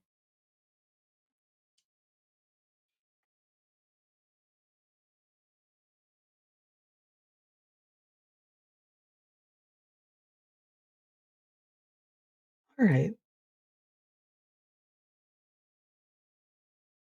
Mara, you are sitting in that coffee shop, just kind of casually looking around the room, letting your gaze drift over different people, looking for some of the signs and indications that you are very familiar with in terms of noting, be it certain clothing choices, certain posture, noticing someone who maybe is trying to pretend to be engrossed in a task and is not actually engaged in one, things like that. And you realize there's really no one like that in the coffee shop. I mean, there's certainly some, students, for instance, who are not fully engaged in their papers, that they're meant to be writing or things like that. But instead, your eyes start to move towards cars that are parked along the street. And when you see it, you're almost a little, I feel like, offended by the fact that it's so blatant, like typical tinted windows, things like that. But because it looks out of place. And so your eyes fall on it and catch it. And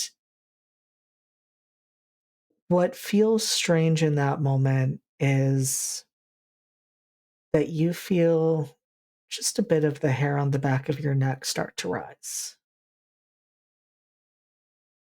And it feels like those person's eyes are on you. Mhm. Gonna walk up to the Mr. Handy Plumbing Sprinter van sitting on the street. Cones outside of it, I'm sure, so he doesn't get towed. Just gonna walk up to the driver's side window.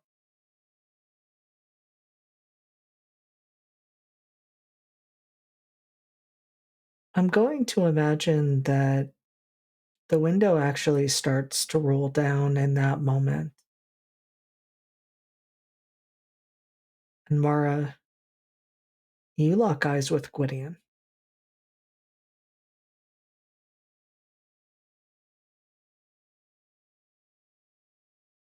I don't think she reacts. I think she definitely swallows whatever reaction was immediate. Well, hi. Do I play Gwydion? You do. This And is this Gwydion. and this is Gwydion. What does Gwydion know about this situation, just so I know how to react?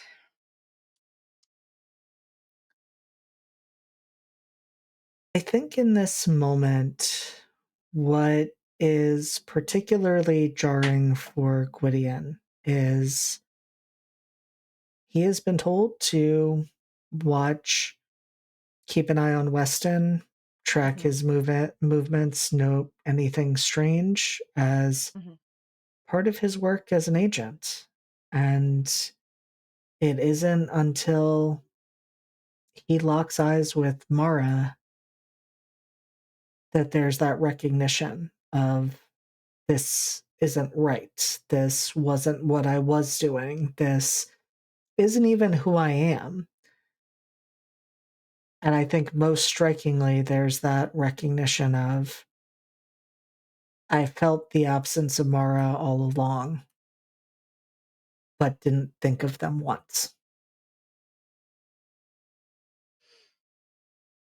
I think she'll lean I think, like, Mara leans into the driver's side when, like, props up on the window, and Gwyd just looks at them.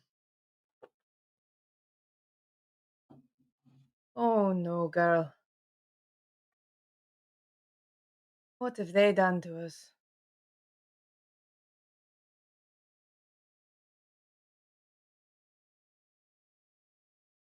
This isn't right.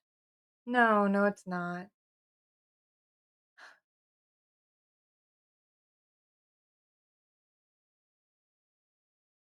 Oh, no.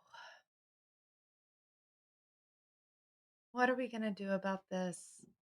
"Well," I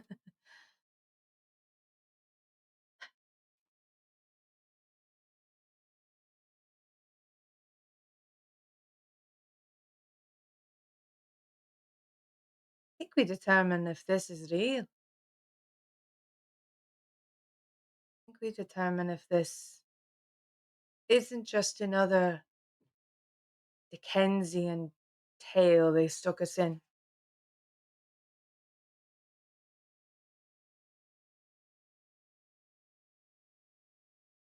Get in.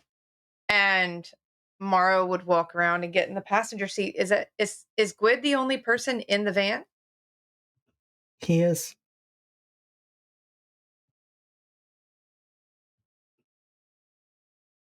I think as soon as Mara's in, he reaches over and just pulls her in close, presses a kiss to the top of her head. There's this very much a weird sibling parental relationship. Um,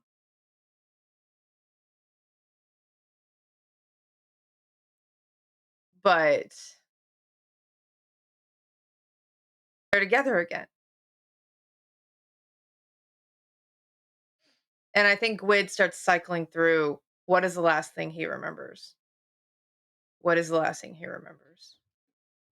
Why would he would never willingly walk away from Mara? What is the last thing he remembers literally walking away with Abe in his head with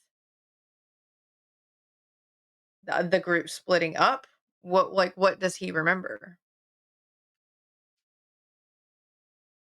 I think, much like Mara, those memories are very unclear and fragmented, but there is this vague awareness of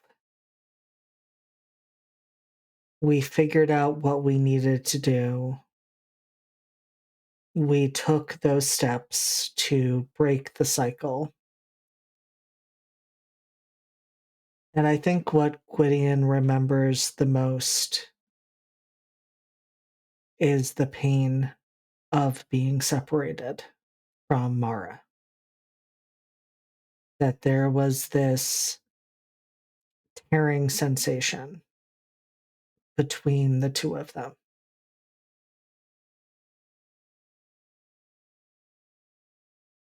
And then he was here. He was working as an agent. He was on a stakeout, and there's nothing in between. Who's his handler?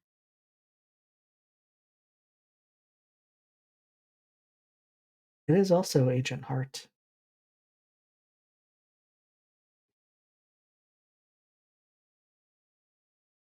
And I think in that moment, like when Gwydion is wondering about that, or when Mara asks and Gwydion has to think, there's a moment of just kind of static in Gwyd's head, and then that name doesn't feel quite right. But of course, that's his handler.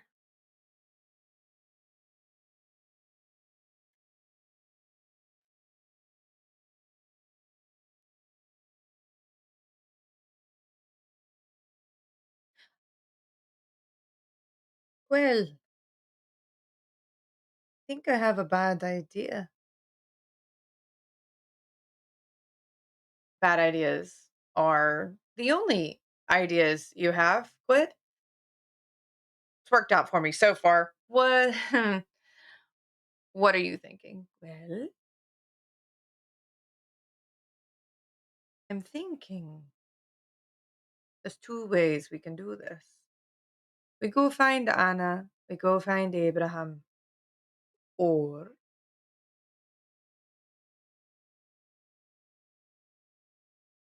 we Thelma and Louise it. See what happens.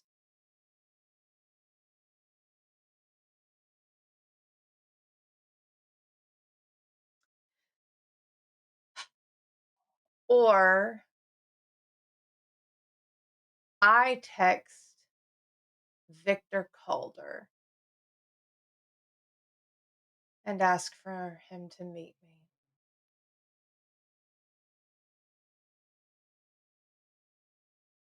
Or he could do that. I remember Dr. Calder. He called us a sociopath. Yeah, he did. And I think the researchers gotten a little too attached to the rats in the maze. And I'll text Dr. Calder. What do you say to him?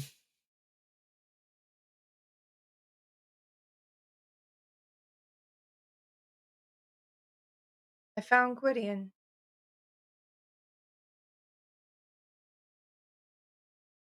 We're going to the beach. And then I will drop a pin on whatever public beach is closest to Slatethorn. Okay. And then I'll tell Gwyd to start driving. Okay. So heading back to the eastern shore of Maryland. Mm-hmm. Okay.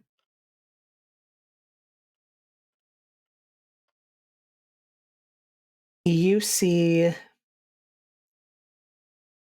the dots of someone typing several times Mm. as Dr. Calder tries to figure out how to respond, and then ultimately just says, I'll see you there.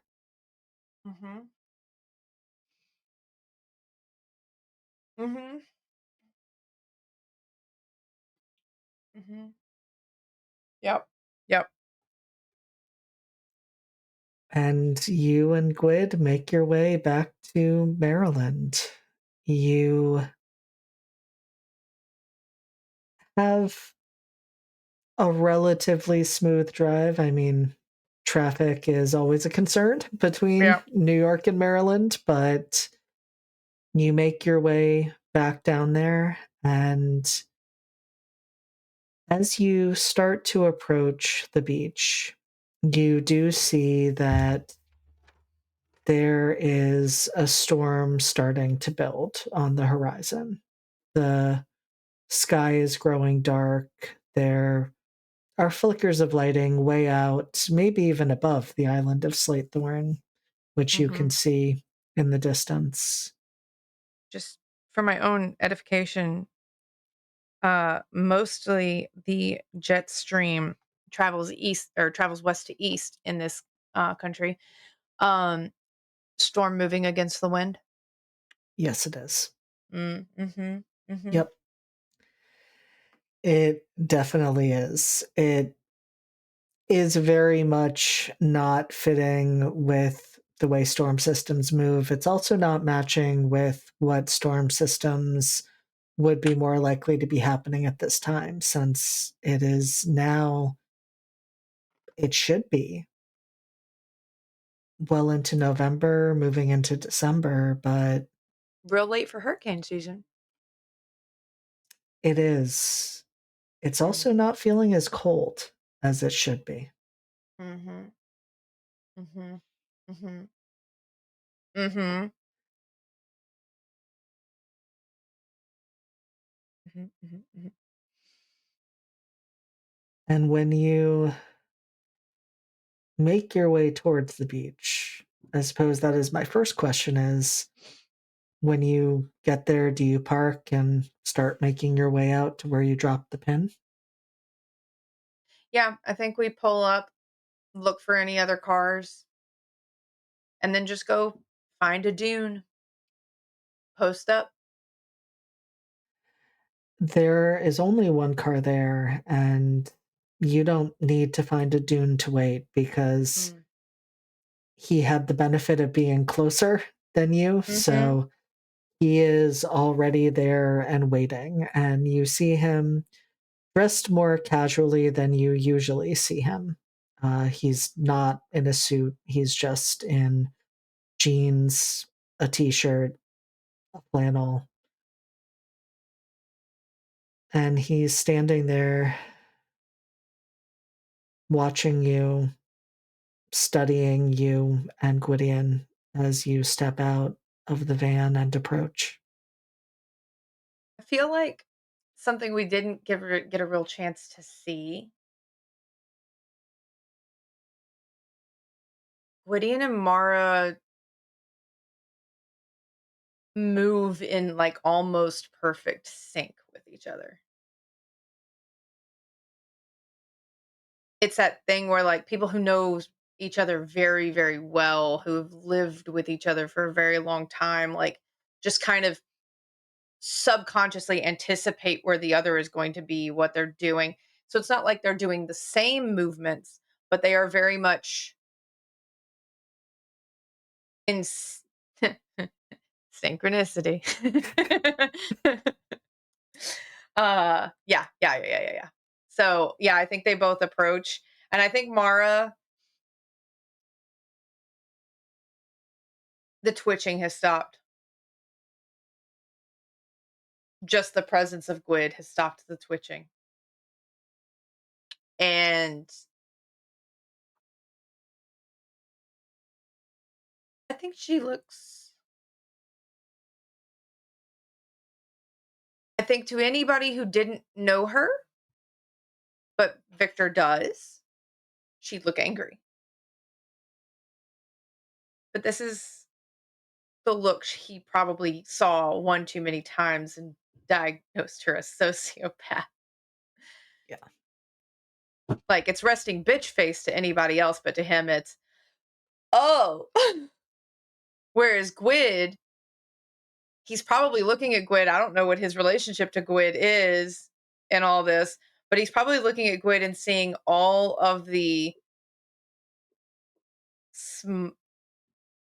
like, anytime Mara would smile, it's Gwyd's smile. Mhm. Any positive emotion Mara ever showed was Gwyd. So Gwyd's just kind of loosey goosey walking next to her like he's taking a stroll on the beach. Mara, I think I'd like you. I'll give you a choice. I Mhm. think either roll with awareness Mhm.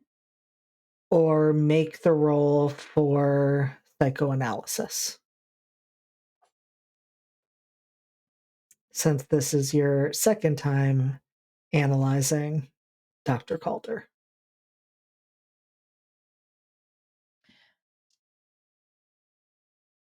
I think I'm just gonna roll awareness.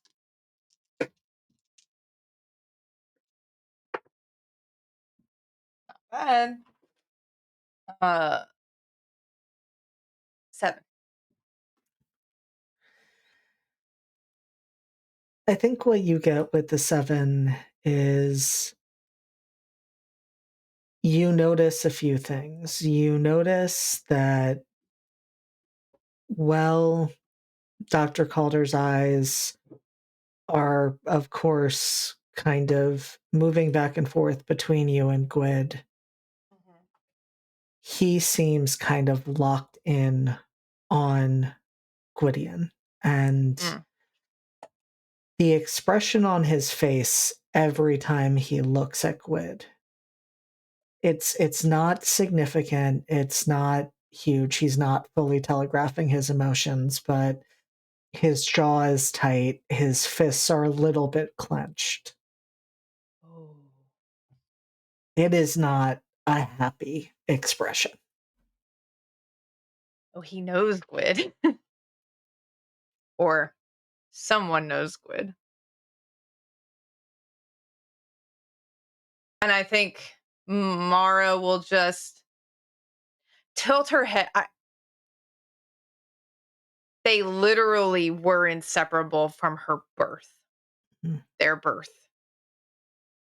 And I think all Mara has to do is tilt her head a little, and Gwyd just unconsciously mirrors it and also clocks.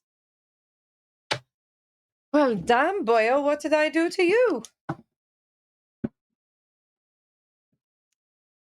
It's not about what you did to me. So who's in your head that I did something to then? It's not like that either. It's not about any of that, but that's not important. Oh, it's important because you're Why? acting like you hate me. I do hate you, but I'm more concerned with why you asked me to come here. I'm guessing this wasn't a request for some sort of crisis intervention, Mara. I'm in crisis. I've been lied to. You're my doctor.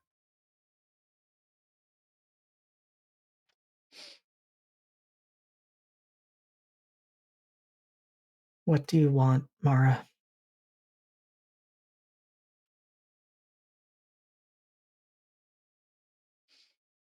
I want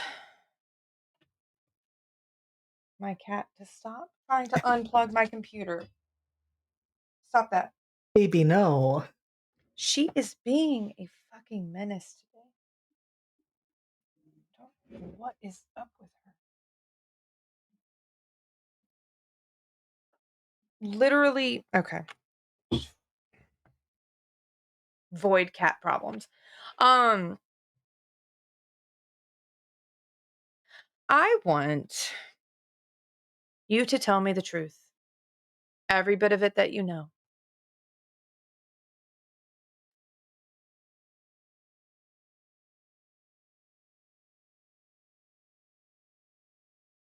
Why? What what good would that do, Mara?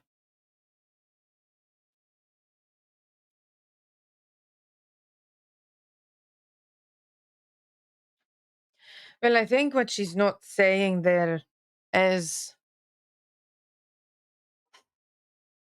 that telling us the truth go a long way into stopping us doing something dangerous.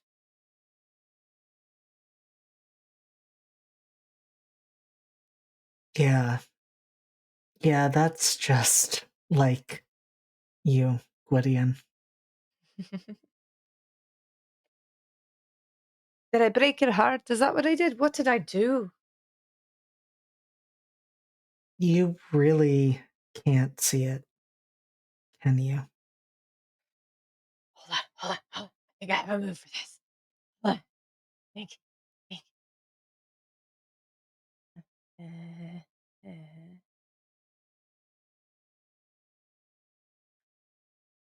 oh.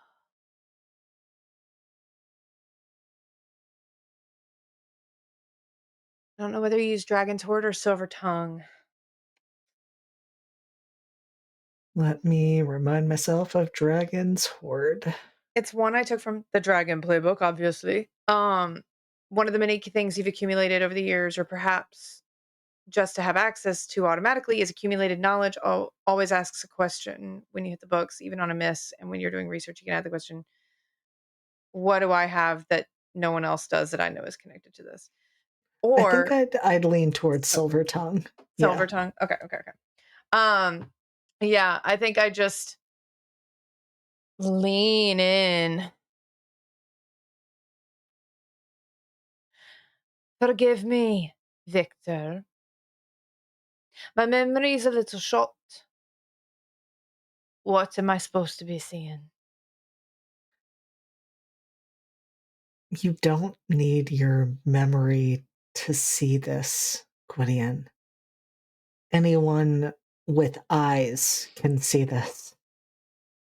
Do do you not see what you've done to them? And he gestures towards Mara. They never had a chance because of you. And this is what you always do. This is what you started off with back when the fire happened. You were the catalyst for that. You were the one who inserted yourself into a situation you had no business being a part of. And that's what you've done every single cycle. Whether it's the little cultist looking for that connection with the other cultist and inserting herself into that mix, whether it's Abraham interfering in the murders that were happening and choosing how things would play out and who would live and who would die and all of those things, or Mara there to observe but having no other choice but to be thrown in the middle of it to do increasingly risky things that almost got them killed. They haven't had a chance to have a life. They told me in our last session, you told me, Mara, I've never been on a vacation. You've never really had friends. You've never had any of that And how is that because clear? of him. Why? He didn't ask to get stuck in my head.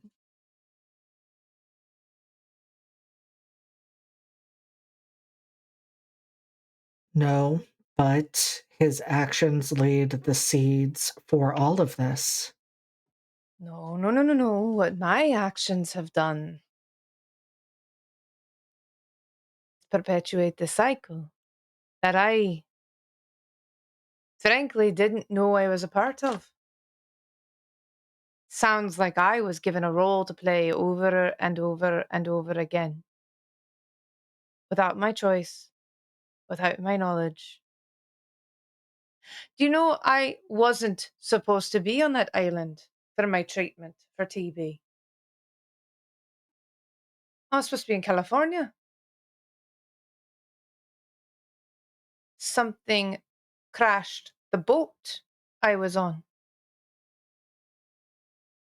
Closest TB ward was Slapethorn. I didn't choose to go there. So you're saying you're just an innocent victim of all of Oh this. no, I'm a bastard. Never claimed to be anything different. Mara's the brains of the operation.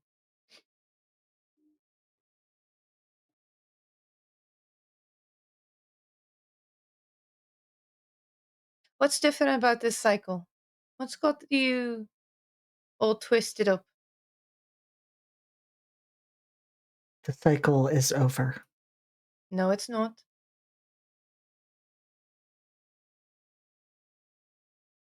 No, it's not. And how would you know that, Gwydion? Because if it were over, I wouldn't be here.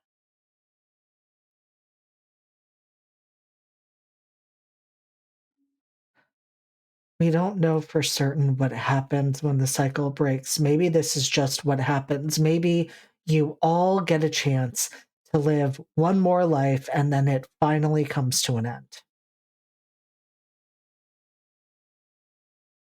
Thorn's the first cycle you've broken. Yes.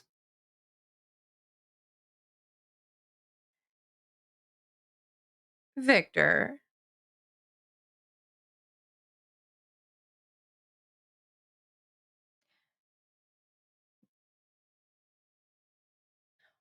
why do you care so much what he's done to me?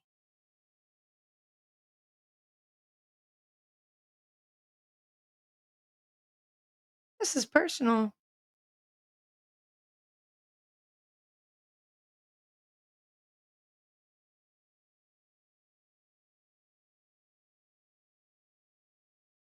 Yes, it is. And I know it's unprofessional and I know all of that.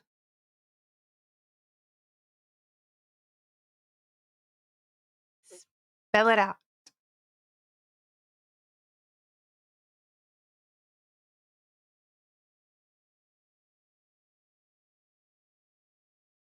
And I think while he's like thinking about what to say, she's very slowly walking towards him, but Gwydion is also like swinging around and like almost like he's going to give them a moment, but like very much swinging around to get eyes on the environment. So,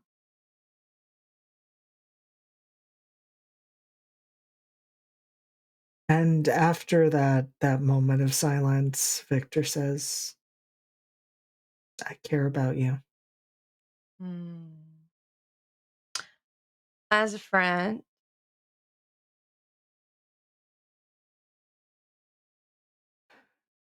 Obviously not. hmm. And I understand that that obviously ruins any subjectivity that I could have. And I also recognize that I will no longer be able to be your treating doctor, but that is Hmm. beside the point right now. Who knows you're here, Victor? No one. You sure?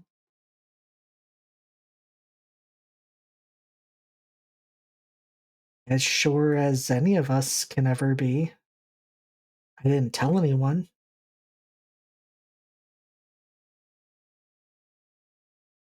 Why?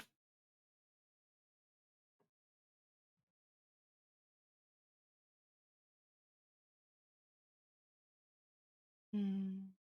Feels like a trap.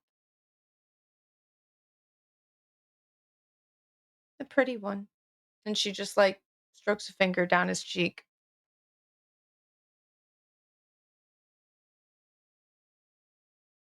One I wouldn't say no to. You do realize he and I are a package deal.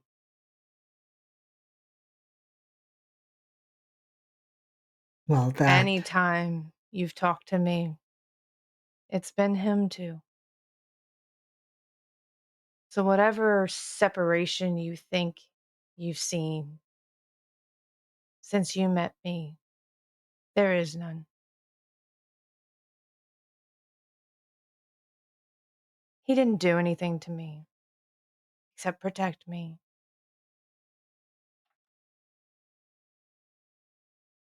He's never asked anything of me.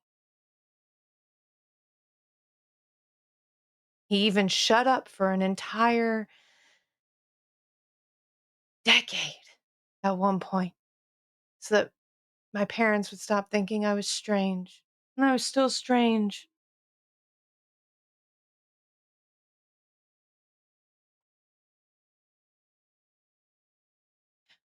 So you hate him because you think he made me a sociopath or that he's a sociopath and I'm unduly influenced. And that's incorrect, Victor. And I didn't say that, No, you Mara, didn't say it. and that's not what I meant either. I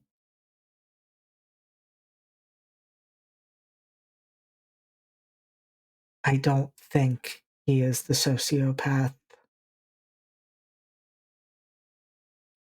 I just think he is the reason you never had a chance to have an even relatively normal life. And I I did think have a he's gonna keep putting you in danger again and again and again. He didn't want me to go to Slatethorn. He wanted me to say no to you people. He has counseled me against every decision that put me in the path of this organization. I had an opportunity to be normal. My parents had me convinced that Gwydion was my imaginary friend, and he didn't talk to me for 10 years.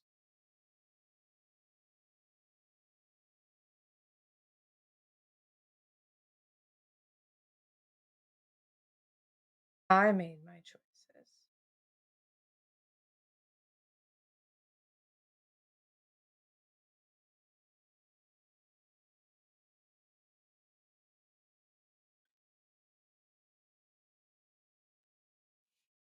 And that drive for knowledge and that curiosity will never be sated, will it?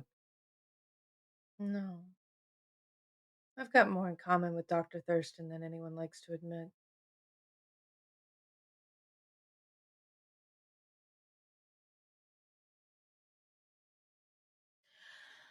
Are you breaking his heart, girl? No, I don't think I am.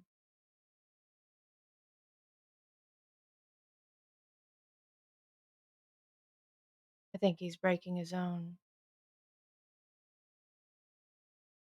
Hmm.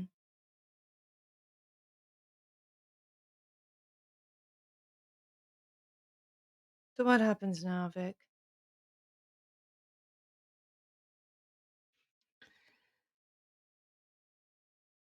He takes off his glasses, taking the opportunity to lower his eyes for a moment, wiping off the condensation that's been developing. And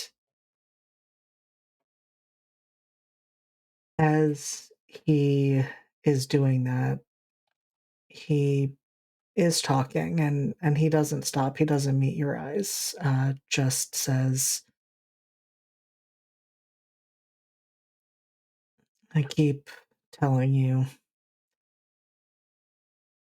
that you were being far too paranoid. What I know is you asked me to come out here. I met you here based on your request, yet you say that you believe that this is a trap. Mm.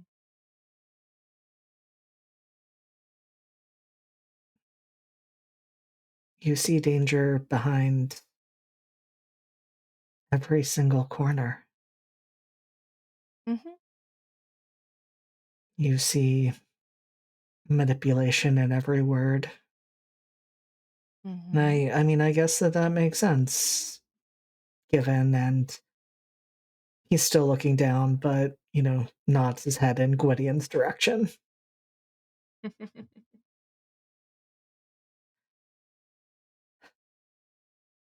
So I understand it, Mara.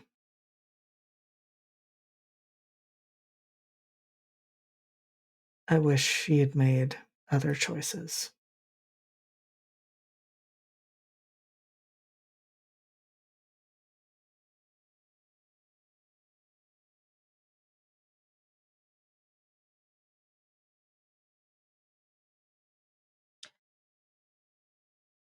I want to look around, and I also want to try and clock if he's got a recording device on him. I want to know if we're being watched or listened to. All right, I'm gonna have you roll with awareness, and depending on what you get, we'll see how much information you get. That's a 10. Okay. I was Wait, going to say no, I would sorry. 11. I thought that was a 5. It's a 6. Uh, I was 11. going to say that if it was lower than a 10, I'd need you to choose, but I think those are all things that you could manage to check. So you had said you wanted to look around. Mhm. Eyes, quick scan around us, make sure there's nobody. Part of the reason I chose the beach is because pretty flat usually. Yeah. Um, no drones in the air, none of that. And I want to see if he's like got his phone peeking out of like his lapel pocket or something. Like if he's wearing a like he's got that flannel on. Like, is he recording this? Is he wearing any kind of like wire where he's recording?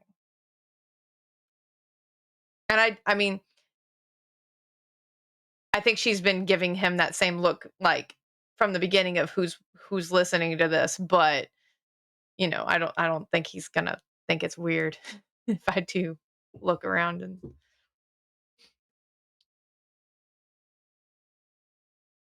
And as you look around, you are aware of multiple concerns in the environment that you could pick up on. I think the easiest one to address first is there is nothing like drones in the sky, nothing like that. The sky is clear of any items, we'll say, any planes, anything like that. It is just the expanse of sky. Mhm. The storm has been building more and more, and in fact, as you are looking around, you are noticing that in the background there are 2, 3, 4 water spouts beginning to develop on the horizon. Okay. And that lightning is still there, but now it is accompanied by the very low, very distant rumble of thunder. For the beach itself, it is sandy and flat, and you can see down several miles in both directions. Mhm. And I mean, really, it's not surprising, but there's no one on the beach. As there is a storm system building, Yeah. it is not the best time to be out there. No. And you are checking Dr. Calder for any indications that he is recording things as much as you can gauge. Mhm. There is nothing obvious that is blatant, like his phone peeking out. There could be a wire, but that's a little hard to know. You don't see any earpieces, though, or anything like that, which could indicate he's being recorded and/or, being fed lines to read from a distance. So you don't see anything like that. But you do catch just the beginning of an electric blue glow, which you see reflected in his glasses as he raises them up to his eyes. Where's that And coming from? from his eyes, There it is. those blues are now sparkling and electric. And he straightens back up Yeah. and says,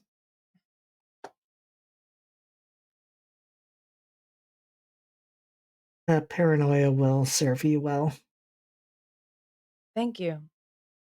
And I think like her fingers twitch, and that's like whatever bond she and Gwydion have, Gwydion is suddenly behind him, not in a threatening way of just, remember, there are two of us here, and we have not been threatening, but we are here. And I think Mara just tilts her head. It's a good look on you.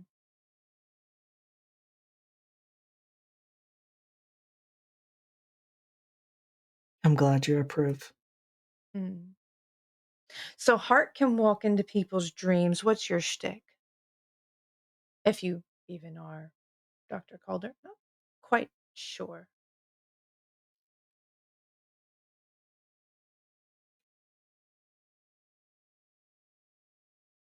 You wanted an audience with me, Mara Voss.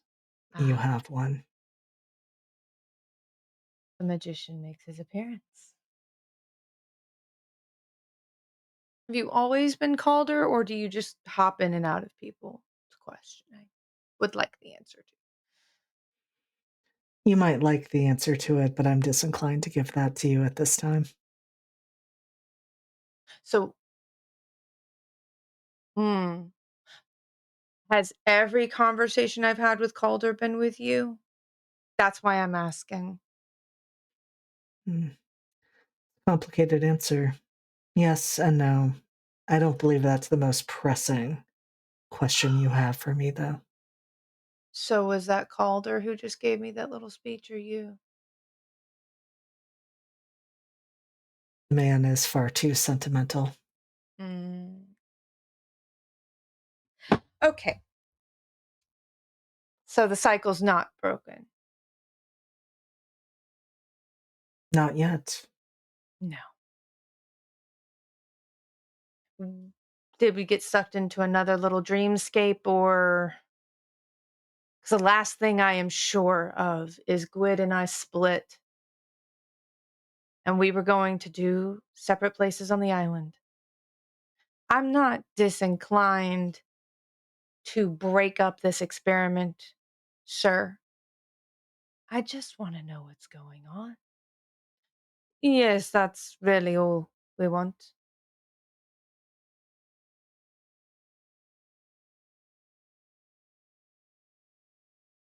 This was a test for you, Dr. Voss.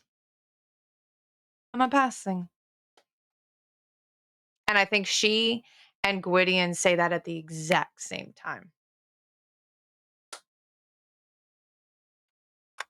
And there's just a flicker of movement in his eyes, kind of going back and forth between the two of you. And he says, honestly, I'm not certain.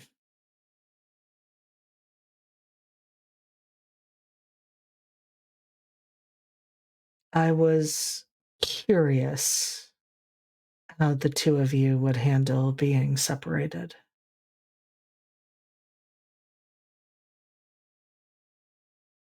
But it seems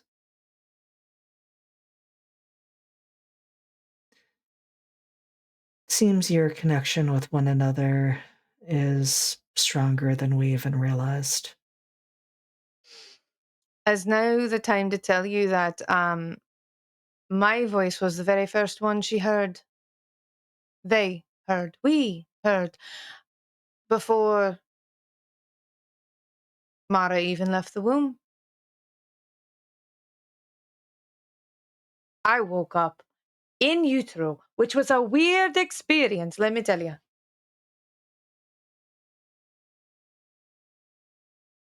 Well, that certainly does add to the picture that has been developing. Hmm. Are either of you, are both of you willing to do what needs to be done then? What needs to be done? Well, if the cycle breaks, that connection between the two of you needs to be severed. You can't have both, Mara. You can't have both, Gwydion. Either the cycle breaks and you never see or hear Gwydion's voice again, or the cycle continues, which carries its own complications. What happens to you if the cycle breaks? Me? I'm trying to Absolutely, figure out. absolutely nothing. I'm not a part of it. How old are you?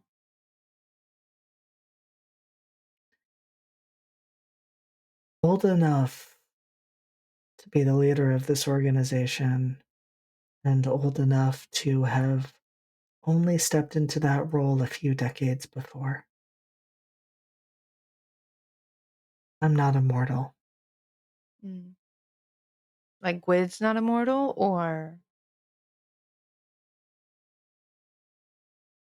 I'm not immortal, as in, this is my first and only life,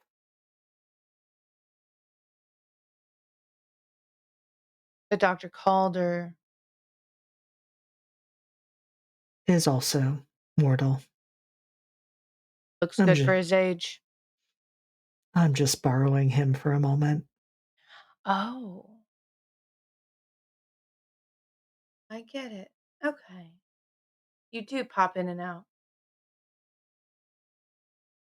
I can, Were, yes. were you the glitch? The shadowy figure I saw? No,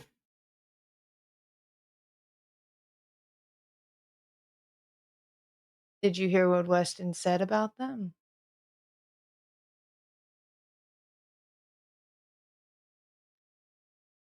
illuminate me. Well, magician. Said he looked like the devil out of the tarot card. Did they now? Hmm.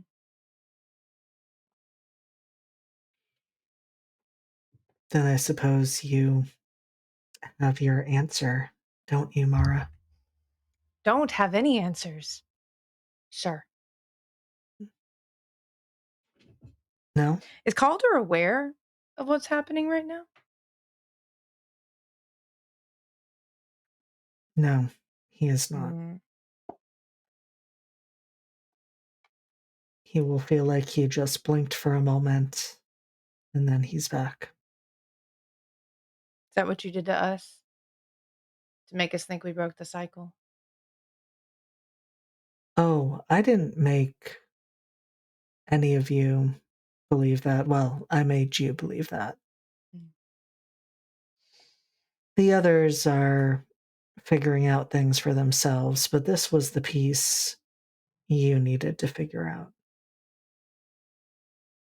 So, what is it, Mara? Will you lose Gwydion forever and break the cycle? Or will you refuse to break it to keep him?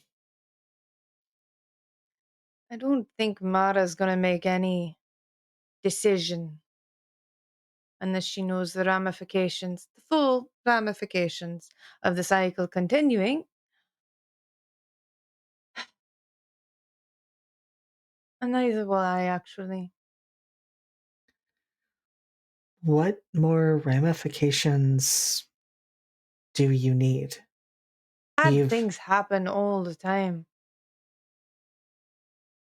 not usually this many in this same location. What I can tell you is based on all of the research we've gathered, what will inevitably happen is another few decades down the road, the four of you, five of you, will be Return. brought together in some capacity again. Something catastrophic will happen. It will affect the lives of many others. Rinse and repeat. And what happened in the gap of time that none of us could remember? What happened between the cults and today?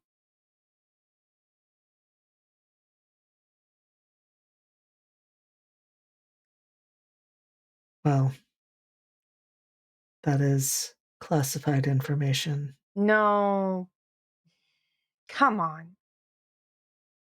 I'll make this happen. I'll let him rest, but only if I know the full picture. I'm not fighting you on this. I'm just asking questions. And if I get answers, I'll do what you recruited me to do. Maybe. Depends on your attitude, frankly. Well, you make a very convincing argument, Mara. I did teach it quite well on that, yeah. Here's what I would recommend.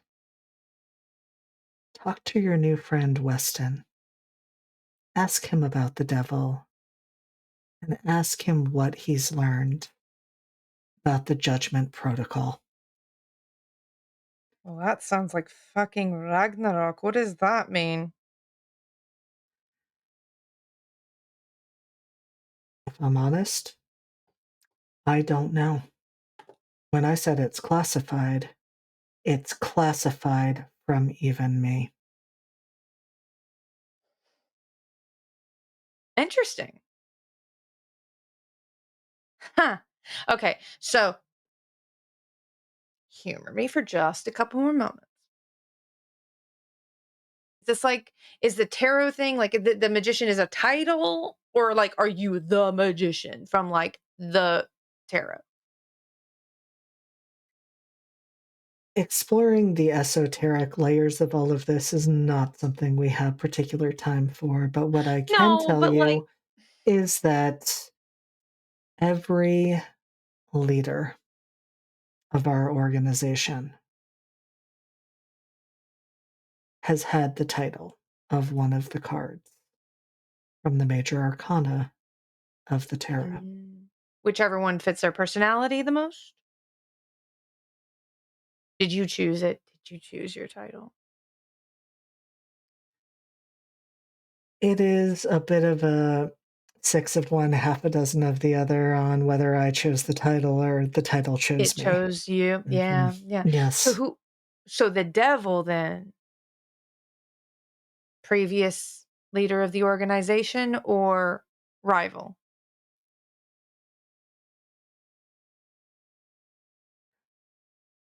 We have the same gap in